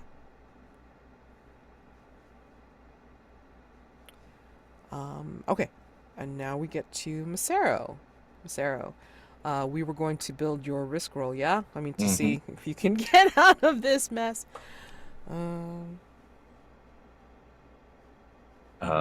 Definitely using both charm and trickery, I think, at this point. Okay, perfect. We know what game we're playing. We're like basically seeing who can, like, it's less who can play better and more like we know each one is cheating and we're just seeing who can cheat better, like without getting caught. Yeah. Okay. So, what do we think will go wrong if you fail or lose your nerve? Basically, I mean, like, you know, they're not only going to take the bone dagger, but they're going to, like, you know, take some bones. Yeah. Take some bones. Yeah, they're going to take your stuff. Absolutely. Oh. Wow. Okay. Oh, all right. yeah. Yeah, that sounds neat, but we'll mention that in a second. So you got your skills that you're going to be using, and then you're definitely risk to body, risk to body for sure. So Devil's Bargain, Vendric has volunteered. Jeweled feline skull Masero has belongs to someone in Seeker's Rest, and they will find Masero. Oh Well, that God. was last time already last time. accepted. Oh, that's right. okay. But maybe Yeah. maybe we can build on that, and Oh, now nice. it comes into fruition. Oh, nice. I like that so much. I'm gonna like, you know, get behind that one as well. So Oh, wow. Yeah. Oh man. Yeah, I like it. I like it too. But let me see if I can tweak it just a hair. No matter what, this person will come find you, finding out that you have the feline skull. And then Like they'll either want it from me or make me get it back. if I lose Mhm. it. Oh yeah, maybe Yeah. you're losing it to Yeah. them. Right, Mhm. exactly. It's like you are obligated to my family now because you lost our stuff. Something like that. Yeah. I think I like that. Yep. For Great, sure. I'll definitely take that. Mm-hmm. Yep. Okay. Great. So 2 light, 1 dark, please. Oh, here we go.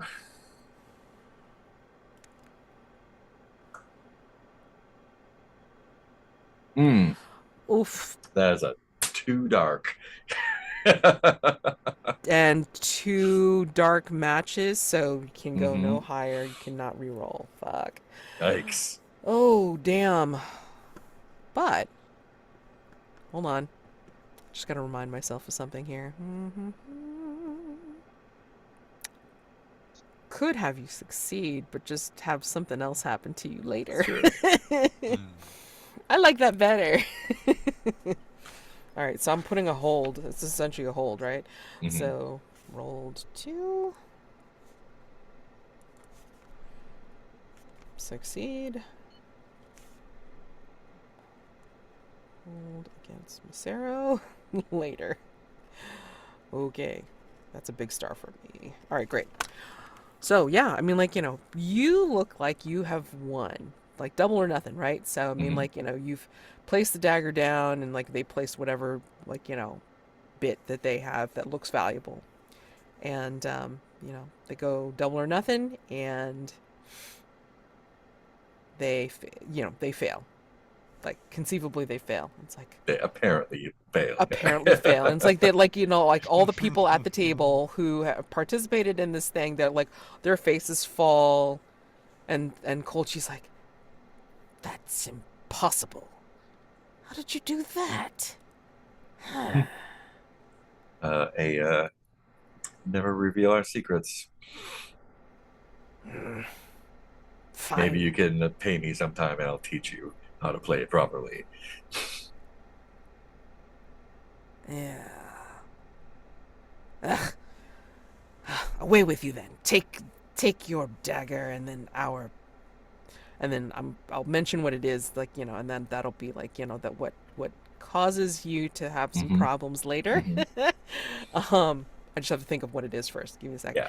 And yeah, and like, they kind of like send you off, and say, "Ugh, go away, and don't say anything about our little racket if you know what's good for you." Of course. It's like the game. Mm-hmm. Exactly. So I think, let's see.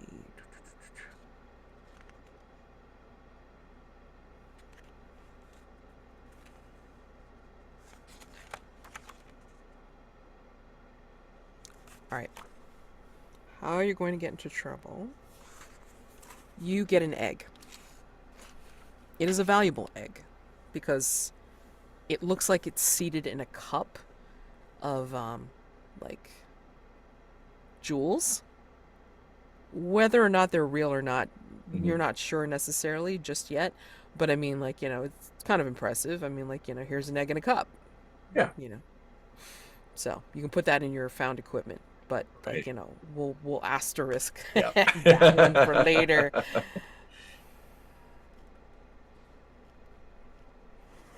Okay. All right. And that takes care of Masero as you make your way away from the gambling table, at least that gambling booth and such. Mhm. Smug. Mm-hmm. Mm-hmm. I think at this point it's like, if you all choose, it's like, you come from your respective areas. Um, Everyone did good. Everyone did good. Great. Yeah, Good. we reunite, yeah. reunite. And I think this is where you will all meet. Hold on. Like maybe you do meet at the bottom of the heart tree. Okay. It's kind of like a gathering place. It seems to be for certain people. I mean, like you see different stalls and booths here as well. There's herbalists. There's fisher people here. But actually, there's more of the what I would call the naturalist shop type of stuff here. So the herbalist with potions and such. There's like fortune tellers, and there's like what I would also call like the dollar store kind of thing. It's like there's a merchant that's kind of like giving like small items that are helpful to any of the local merchants and fishermen. So there's like different folks of that ilk that are here. So If I you were can. to spend some of my money, perhaps Mhm. all of it, would you allow me to find not troll blood, but something that is like troll blood that would heal one ruin, Oh, like of some course. kind of blood from some kind of Yep. horrendous creature? I was just Absolutely. looking for the same thing. Yeah, no, no, no, Oh. that's fine. Absolutely. Sure.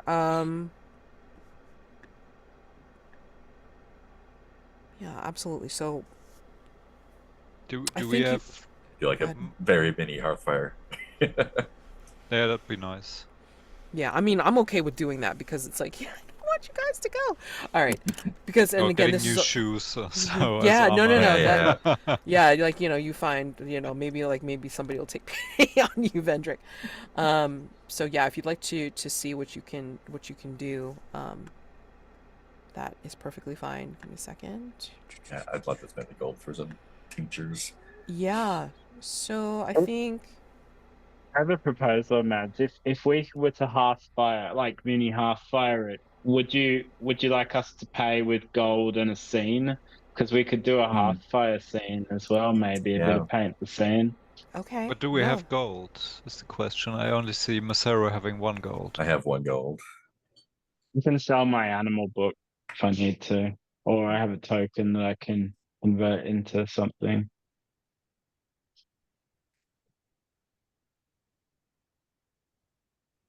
Yeah, let's go ahead. I mean, if you're willing to do that, that'll be fine. Because, like I said, I mean, like, I don't want you guys to go right now.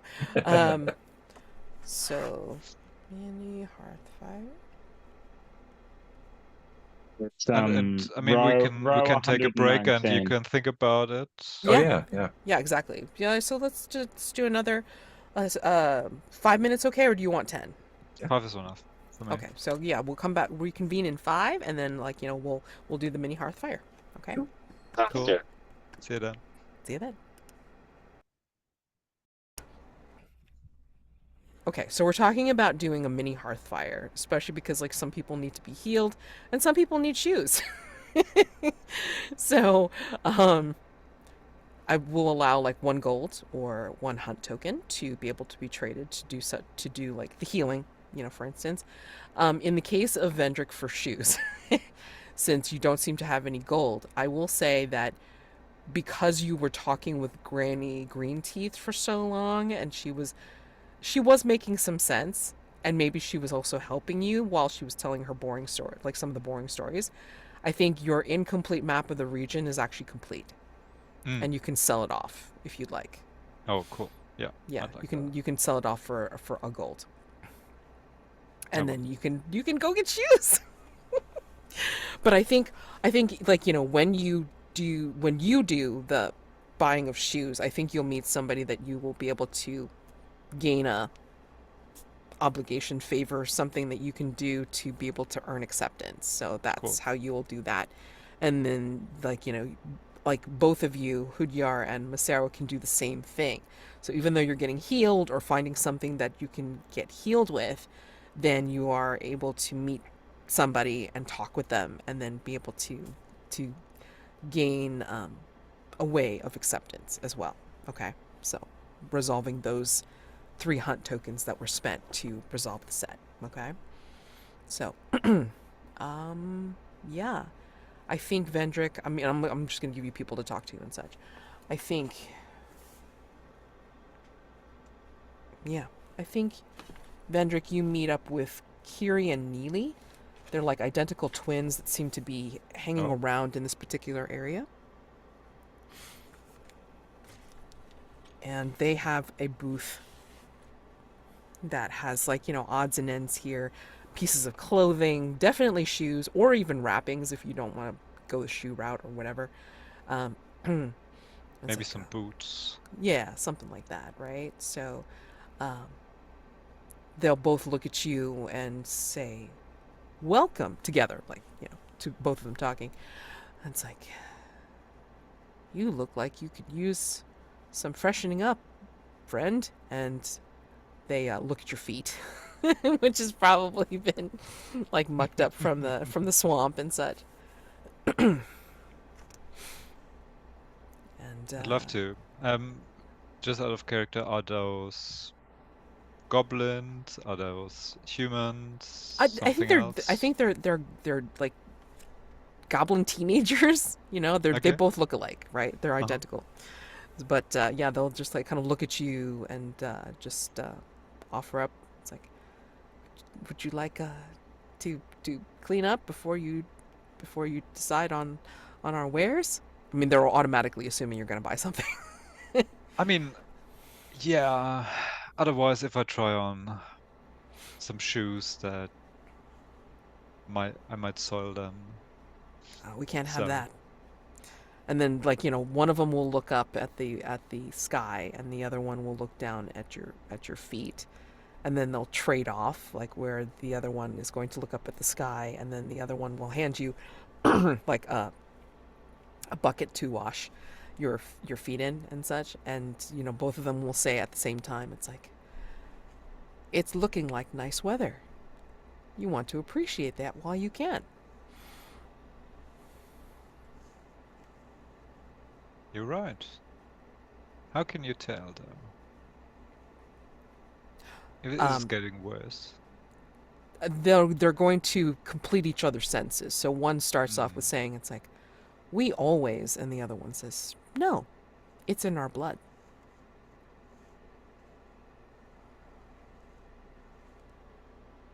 And they, they'll see you washing your feet, and then see anything you like, and then like they'll kind of show off their line, their shoes, their slippers, their boots, whatever. Yeah, and I suppose they're like some sturdy boots. Mm-hmm.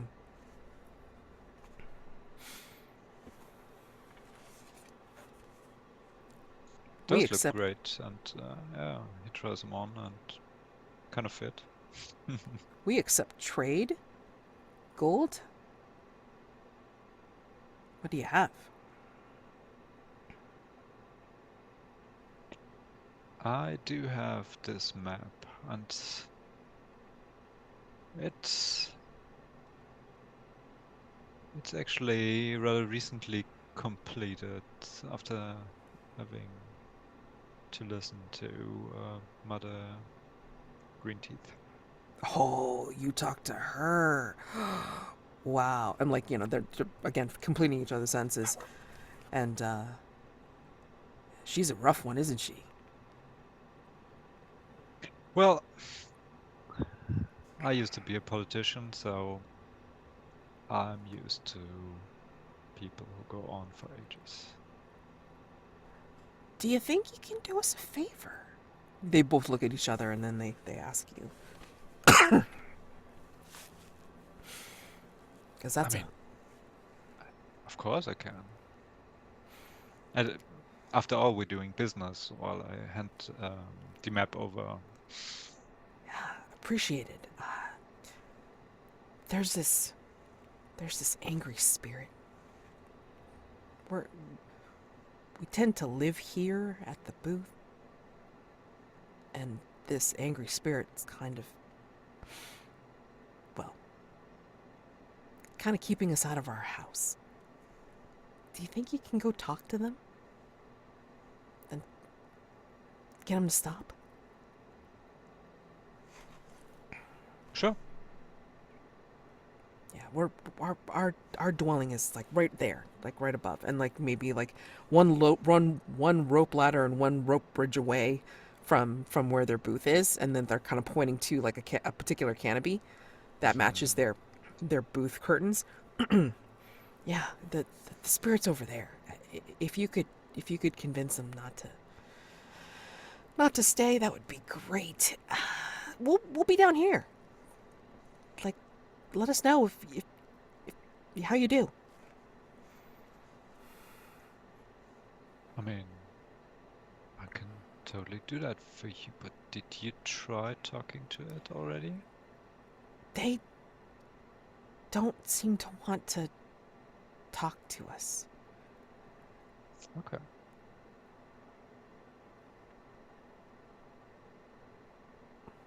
That'll be great. And then, yeah, they're gonna point you again in the direction of their dwelling. And let's switch over to Hudjar. Hudjar, you're going to, and I'll have you guys narrate each of the things that you want to narrate in a minute. But I mean, like, which you're gonna go get something to like resemble troll's blood? Is that what you're gonna plan on doing? I think what I like is a snake venom from a particular coral snake or swamp mangrove snake, and I know Mm. that it has purgative properties for dark magic, Nice. which is where most of my problems come from right now. Yeah. Yeah. And there's somebody perfect in this line of stalls that can help you with that. You smell the, again, like tasting this in the air. You smell someone brewing potions, like some spiced concoctions of mushroom tea and like just herbs that they're burning. Um, and the placard on the end of their booth says Sundar.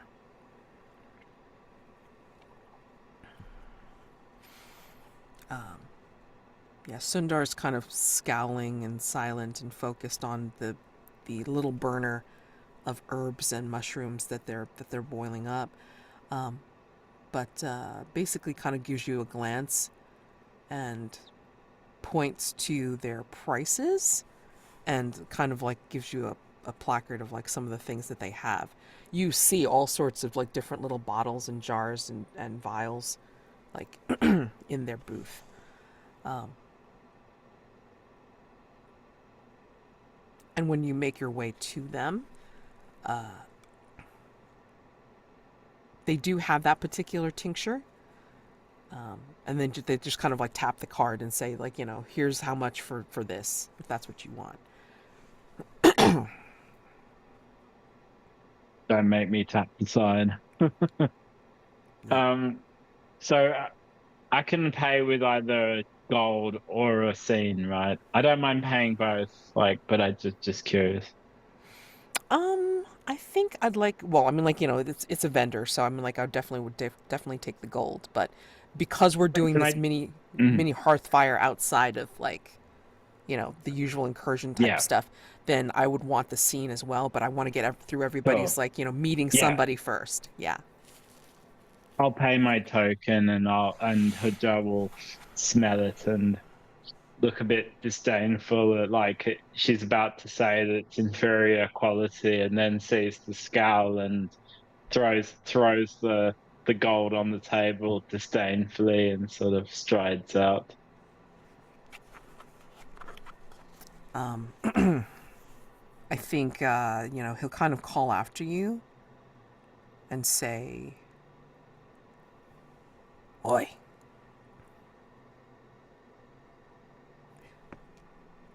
this is an old recipe. It's.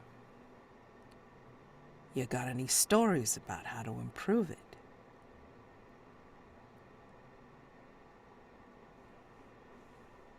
Fresher the venom, the better. I have also heard stories that filtering the venom through the body of a victim and bleeding it from their veins refines the tincture, although those arts may not be for one such as you. Oh, you'd be surprised, my dear. I thank you. I thank you for that. I've not seen very many strangers and visitors here, but I can see that you know what you're doing.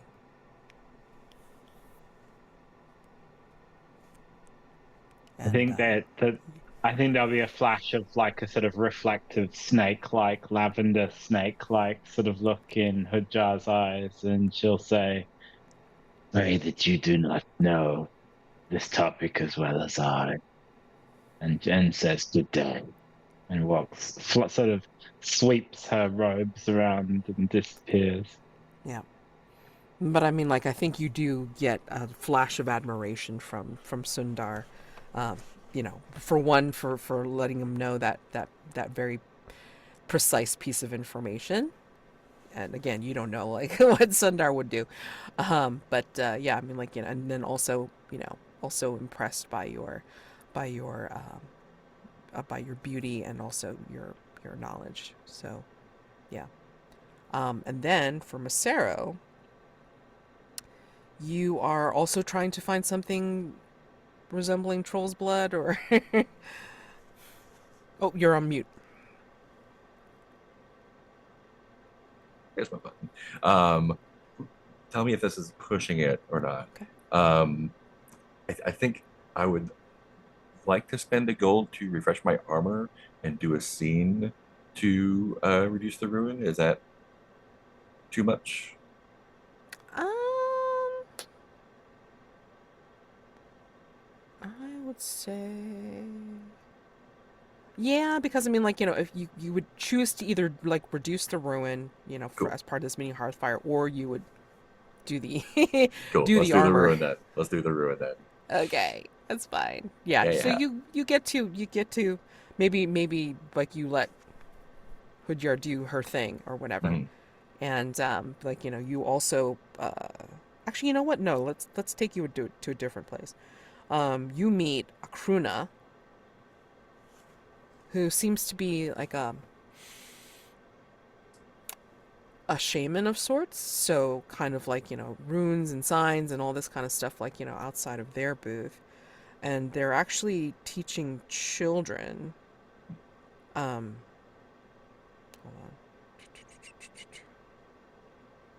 They don't look like they're a local. Like, they're not a goblin. But they look like they've been here for a bit. They're covered in tattoos, and they seem to be teaching like a set of children, like just a small group, like singing some songs. And like some of these songs are kind of like more chanting.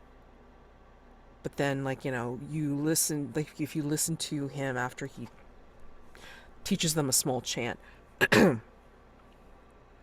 he smiles, and his deep set wrinkles are just like kind of like animating his face.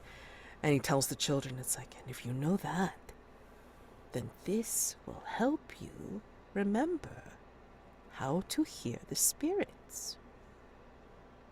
Sing that again. Follow me. And then, like, he does the small chant again, and then, like, the little kids are like singing along with him, and then, they are listening out. Like, you can see that look of attention in their face as they are hearing something after they do the chant. And Akruna sees you walking up and says, "Ah, what can I do for you, sir? Do you need any help with anything?" I heard your singing and it was lovely, and I wanted to come closer to listen and maybe learn. He reaches out like a one of those withered, not withered, like kind of elderly, kind of like bony arms, and then like kind of like, spreads out his hands to you. "Oh, I read you as if you're so dark, but yet your spirit seems so happy in a way. How is that? Do you need healing of a sort?" I feel like being so far from home, twice removed, has maybe dampened my otherwise light spirits a bit.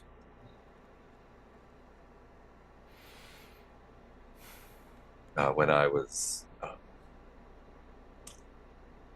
encouraged to leave the place where I was born, uh, I spent some time with folks who appreciated song and music of various kinds, and your chanting reminded me of them.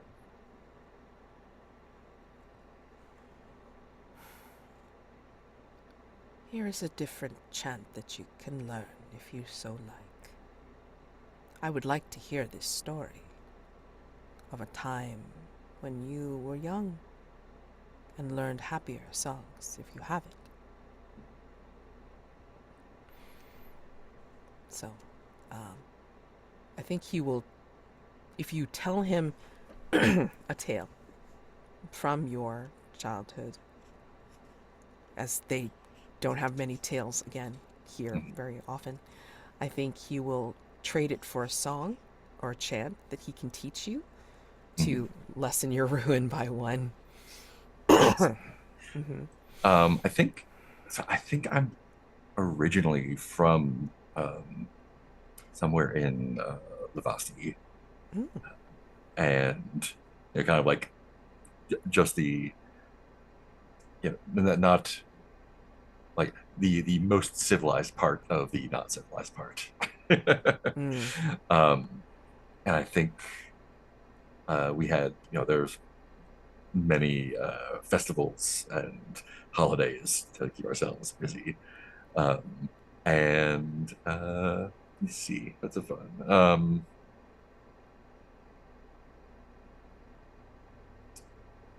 Yeah, I teach him. I teach him the song we learned for the Parade of the Stranger, where we would. It's everyone would wear hoods and masks, various like not scary, but like a little grotesque, and parade through the town. And it's like a little bit trick or treat without the treats, just kind of I'm empathizing with him because the festival is kind of reinforcing our social bonds. Like, you can't necessarily trust outsiders. We have these masks, and the people with masks come to try to trick you, and so that's kind of the songs we would sing there. And then I think at the end, going a little cloudy, because that's kind of what happened when my station was usurped. Yeah. And I think he will, smile at you, and those wrinkles, just like again light up his face, and then he will teach you the small song to be able to lighten your heart and like dispel some of that ruin, like dispel one ruin. And but the thing is, it's like, as he teaches it to you, he said, you will not remember this, because darkness takes all forms, all sorts, and only one song can deal with one darkness at a time.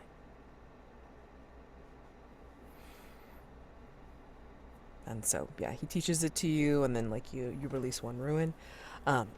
Sliding back to Vendric, like really quick.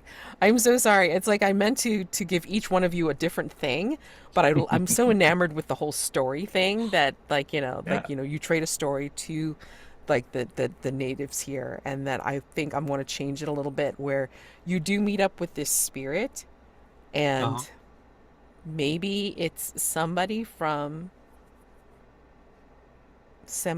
your home, like like from your home place or something, or where you were raised, and like wants to hear tales or something from your home. It's like, I've been here so long, they can't tell me. They tell me the same stories of here at Seeker's Rest. And don't get me started on Granny Greenteeth. She has the same tales too, but they're all confused. They're all twisted like the roots here at Seeker's Rest. Can you tell me something of home?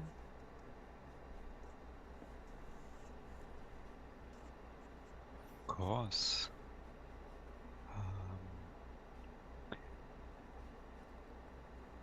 I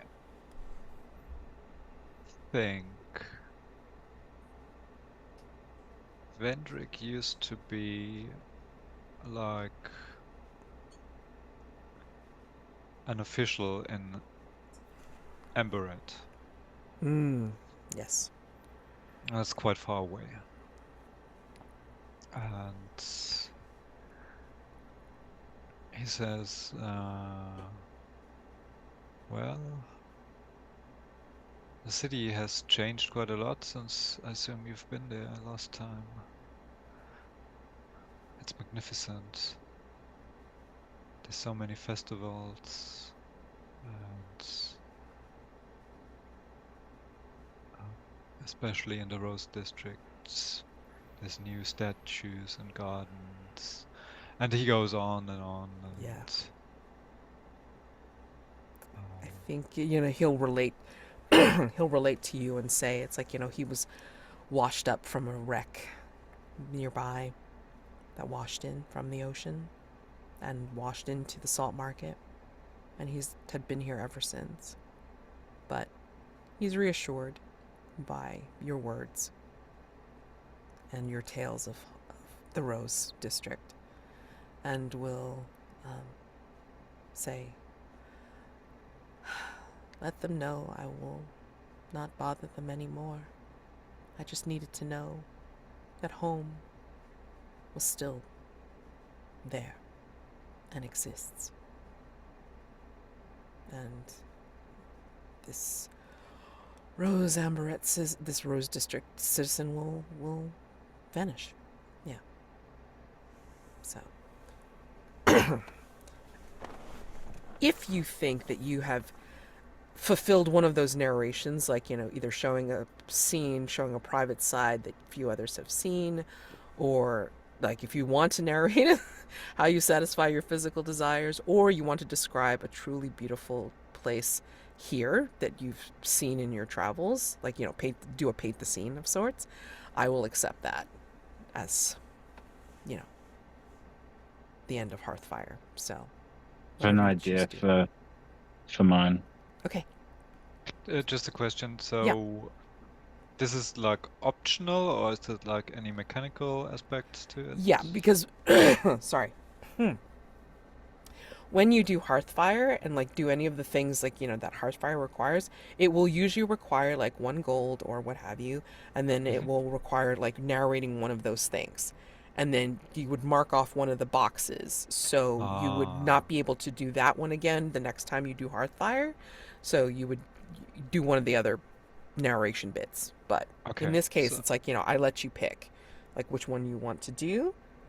Or if you think you've kind of covered that already in your narration of talking to these people or these entities here at Seeker's Rest, I'll accept that. But I think it's kind of cute if you all do one of these things. So we could keep our gold then. Or is it additional? This is the narration is in addition to what you did. So you spent you spent your map the gold, yeah, to get the shoes. But I mean, like since we're in Hearthfire, then like please narrate one of those things. Okay. Yeah. I'll let the others go first, and then I'll probably narrate one as well. Yeah. So I think the way Hudjar manages to clear her ruin is by she finds an isolated spot, out like a jetty or something, out in the mangroves, away from the main market, and she sits cross-legged and prepares her trepanning needle, which is quite a big long needle. But she looks at her blackened hand and she dips the needle in the venom that she bought, and basically stabs it right through her hand, and then pulls it out the back like she's pulling a stitch, and a tendril of darkness is pulled out of her hand like it's a thread, and she pulls it and keeps pulling it, and then it breaks through and blackness disappears from her hand. And then she takes the black filament and gets the needle and sticks it into the totem and pulls it through the totem. And there's this kind of like almost like chomping noise, like, and the blackness is gone. And she, cleans off the needle, puts the totem and the needle away. And her hand has a big wound in it, but it's no longer black. Okay. And she's purged some of the black magic that had infected her body, basically. And as she recovers from that, she looks out over it's a sort of dim part of the swamp where not much light penetrates. And she sees this great field of glowing multicolored swamp orchids, every conceivable color, vast orchids, coming out of the water, glowing in their own inner light. And she sees a goblin on stilts, kind of wading through the water, misting with a little spray bottle, misting the orchids and collecting the large bits of pollen and putting them in a bag. And just this sort of, there's barely any noise, just the sound of the tides and the sloshing of the little goblin on stilts walking through. And that's the beautiful scene in or near town. That feels so Ghibli. Oh my gosh. Amazing.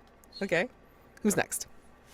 I think Masero scene is pretty simple. I think it goes back to the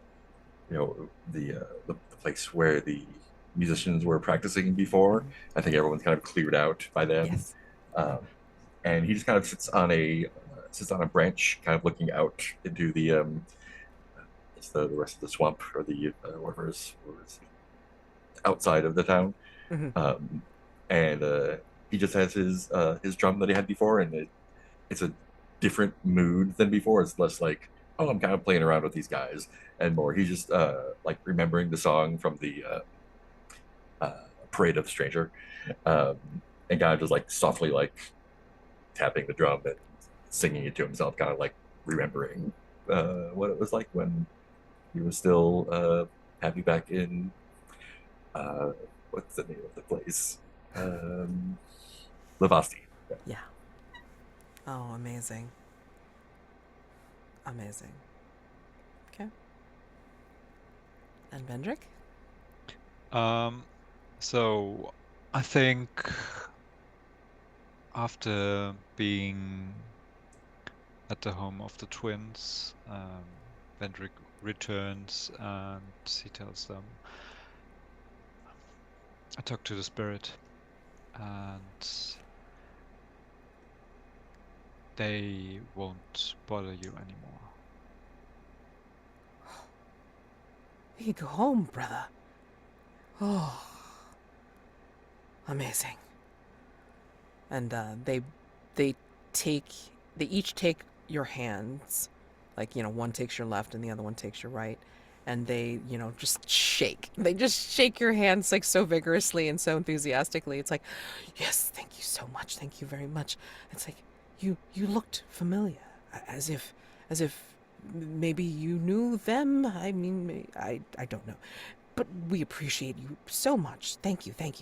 And if you want your map back, I mean, like that's worth going back to our dwelling if you want. Do you want it back? I mean, I wouldn't mind. And then the camera pans down and we see his torso and a very loud growling of the stomach. Or you could feed me with some local cuisine and tell me about it. Absolutely. And then, like, they still have hold of your arms, and like they'll drag you over to the nearest, like, food stall that has like skewers on it and stuff, and then, like, they'll totally, like, give you some share their meal. So yeah. And yeah. that's basically narrate a scene showing how I satisfy my physical desires. Nice. And we see a Nice, nice, nice. montage of different food, and they bring stuff from different vendors. Yeah, I mean, I think it's like, you managed to gather at the merchant's table, I think. Because, like, since they're so happy that they're going to get to go back to their place, they're like, and then they introduce you to everybody. It's like to all the other merchants. So, yeah. And, yeah, you get a meal for sure. All right, cool. Very And nice. I'm gonna cross off marsh feet. Yeah. And then, like, if you, I mean, it's not quick step slippers anymore, but if you just, like, obviously just want to, like, fictionally say, hey, it's like, I got boots, yay. Yeah, I've added them as armor. Sturdy boots. Yep, sturdy boots. All right, great. Cool. Okay. So, yeah, given the time, let's kind of like end it here. You have resolved the set, so you each have earned the acceptance as visitors to the city, being helpful, respectful, and such. And so, therefore, you will be coming out of Seeker's Rest for next time, moving into, well, we'll need to decide where you go, because from Seeker's Rest, there's 2 different places that you could possibly, like, ask about.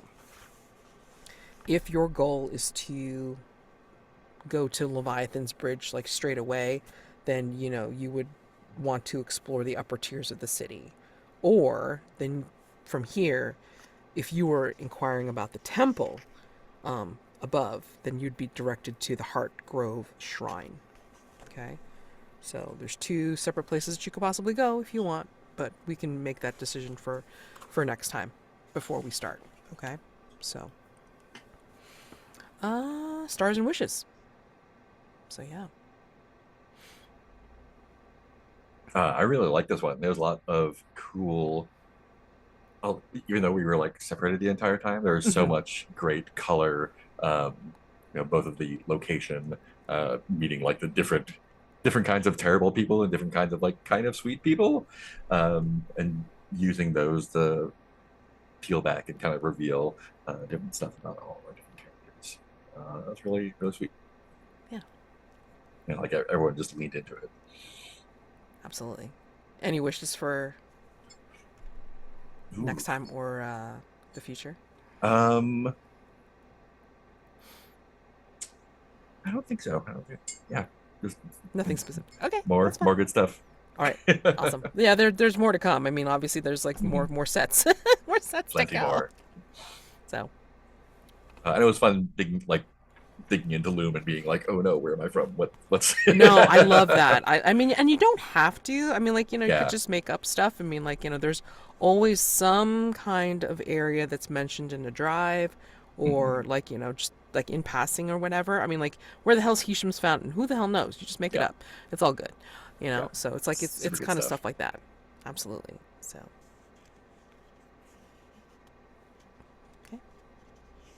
I can go next. So, yeah, I really enjoyed today's session. I think having social combat, that was definitely a highlight. The way you portrayed that creepy mermaid was amazing, and then it turned out to be okay. Listening to the stories and trying not to lose your nerves. That was quite fun. I did enjoy seeing Masero at the game with the others, and it's not about actually winning, it's about cheating the cheaters. That was pretty fun.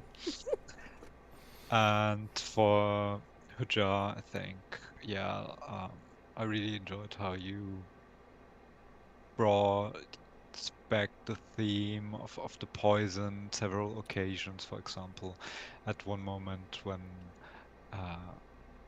one of your opponents was dying, offering them an antidote, but not really. And overall, the after drawing of the sorry, the yeah, that scene was. Yeah, that was very cinematic as well, drawing out the shadow and the poison and stuff, dark magic. Yeah, and overall, I did enjoy that everyone was doing their own thing, and then we came back and it became rather calm, and we had some moments where we learned more about the characters.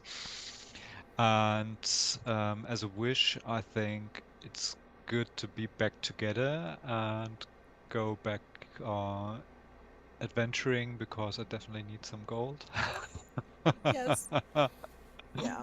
And I'm fine either way regarding the sets. If you want us to decide today, we can do that. Yeah. I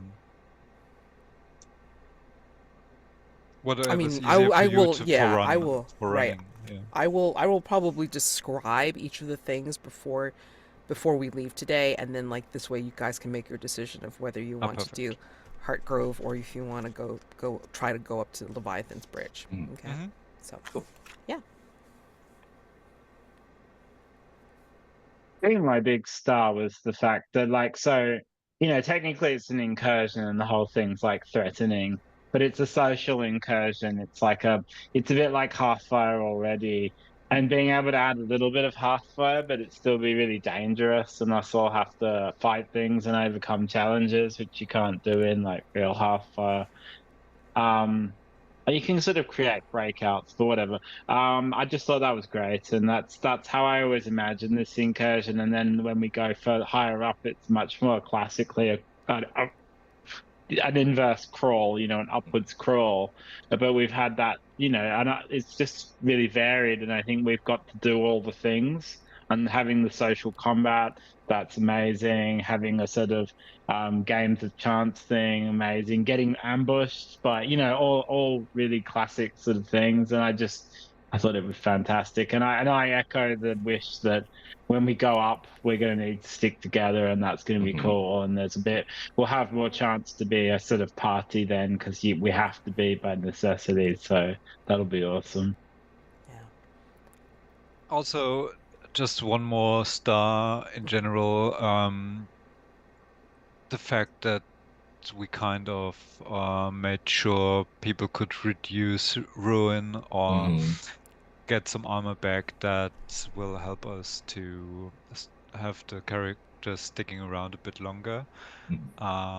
Because I really like them already and I'd like to see more of them. And I'd be totally fine to roll up a new character, but I think it's cool that we have a chance to see more of them. I really like these characters. I was not willing to say goodbye for the second frickin' set. Are you kidding me? Hell no. No. So I'm a softie, and I admit it, and I don't care, because I thought that idea of doing the mini Hearthfire was great, and I thank you very much, James, for suggesting that.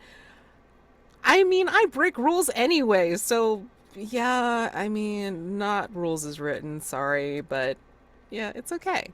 Because we got really great stories out of it, like, each of you dealing with what you had to do to try and get some acceptance was really cool. And then, like, interacting with the different NPCs was awesome. But initially, like, getting ambushed, meeting up with the dangerous creature / elder of Seeker's Rest, and then also, like, getting entrenched in a gambling scam. I mean, like, this is great. This is like totally like adventuring fodder for being in, again, what would be essentially a small town or city in any other type of adventure. So I thought that was really nice to see the characters not in peril, out on the journey, but like, being in their own little oh shit situations, like, by themselves individually, seeing how they do. So that was really cool. Yeah, we did a lot of weird things today, and I really loved it. Yeah, the imagery from each of the narrations was very cool. James, that whole thing about drawing out the darkness and the poison with the needle was terrific. That was fantastic. And then Vendric, like, just dealing with Granny good green teeth. Yeah. Like, enabling like something so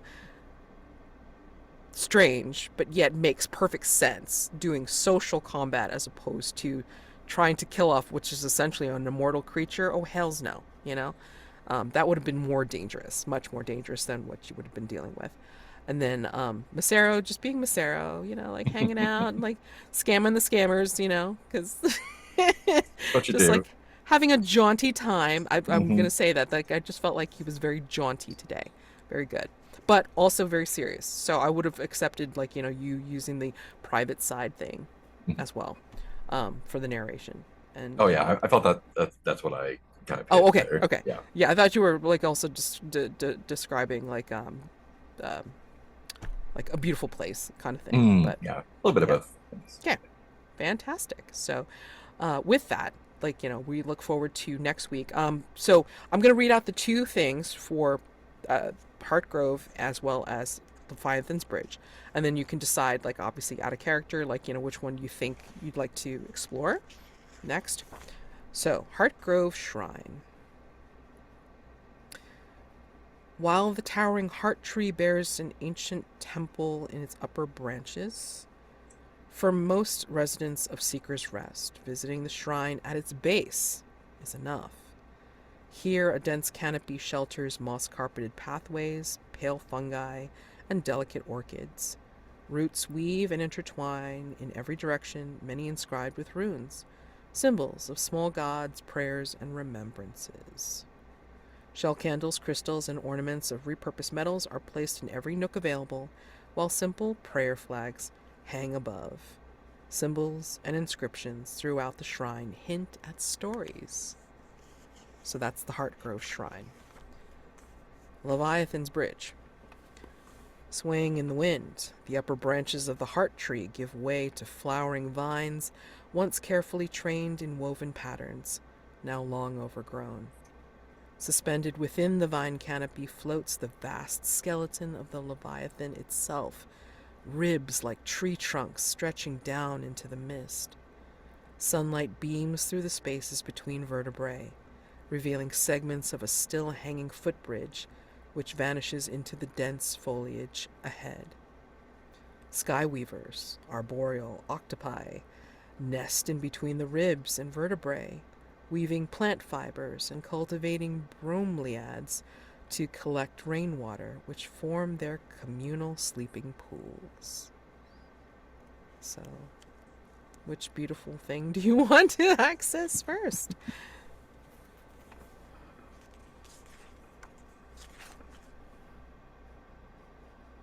I think Hudjar will probably go to the shrine out of, you know.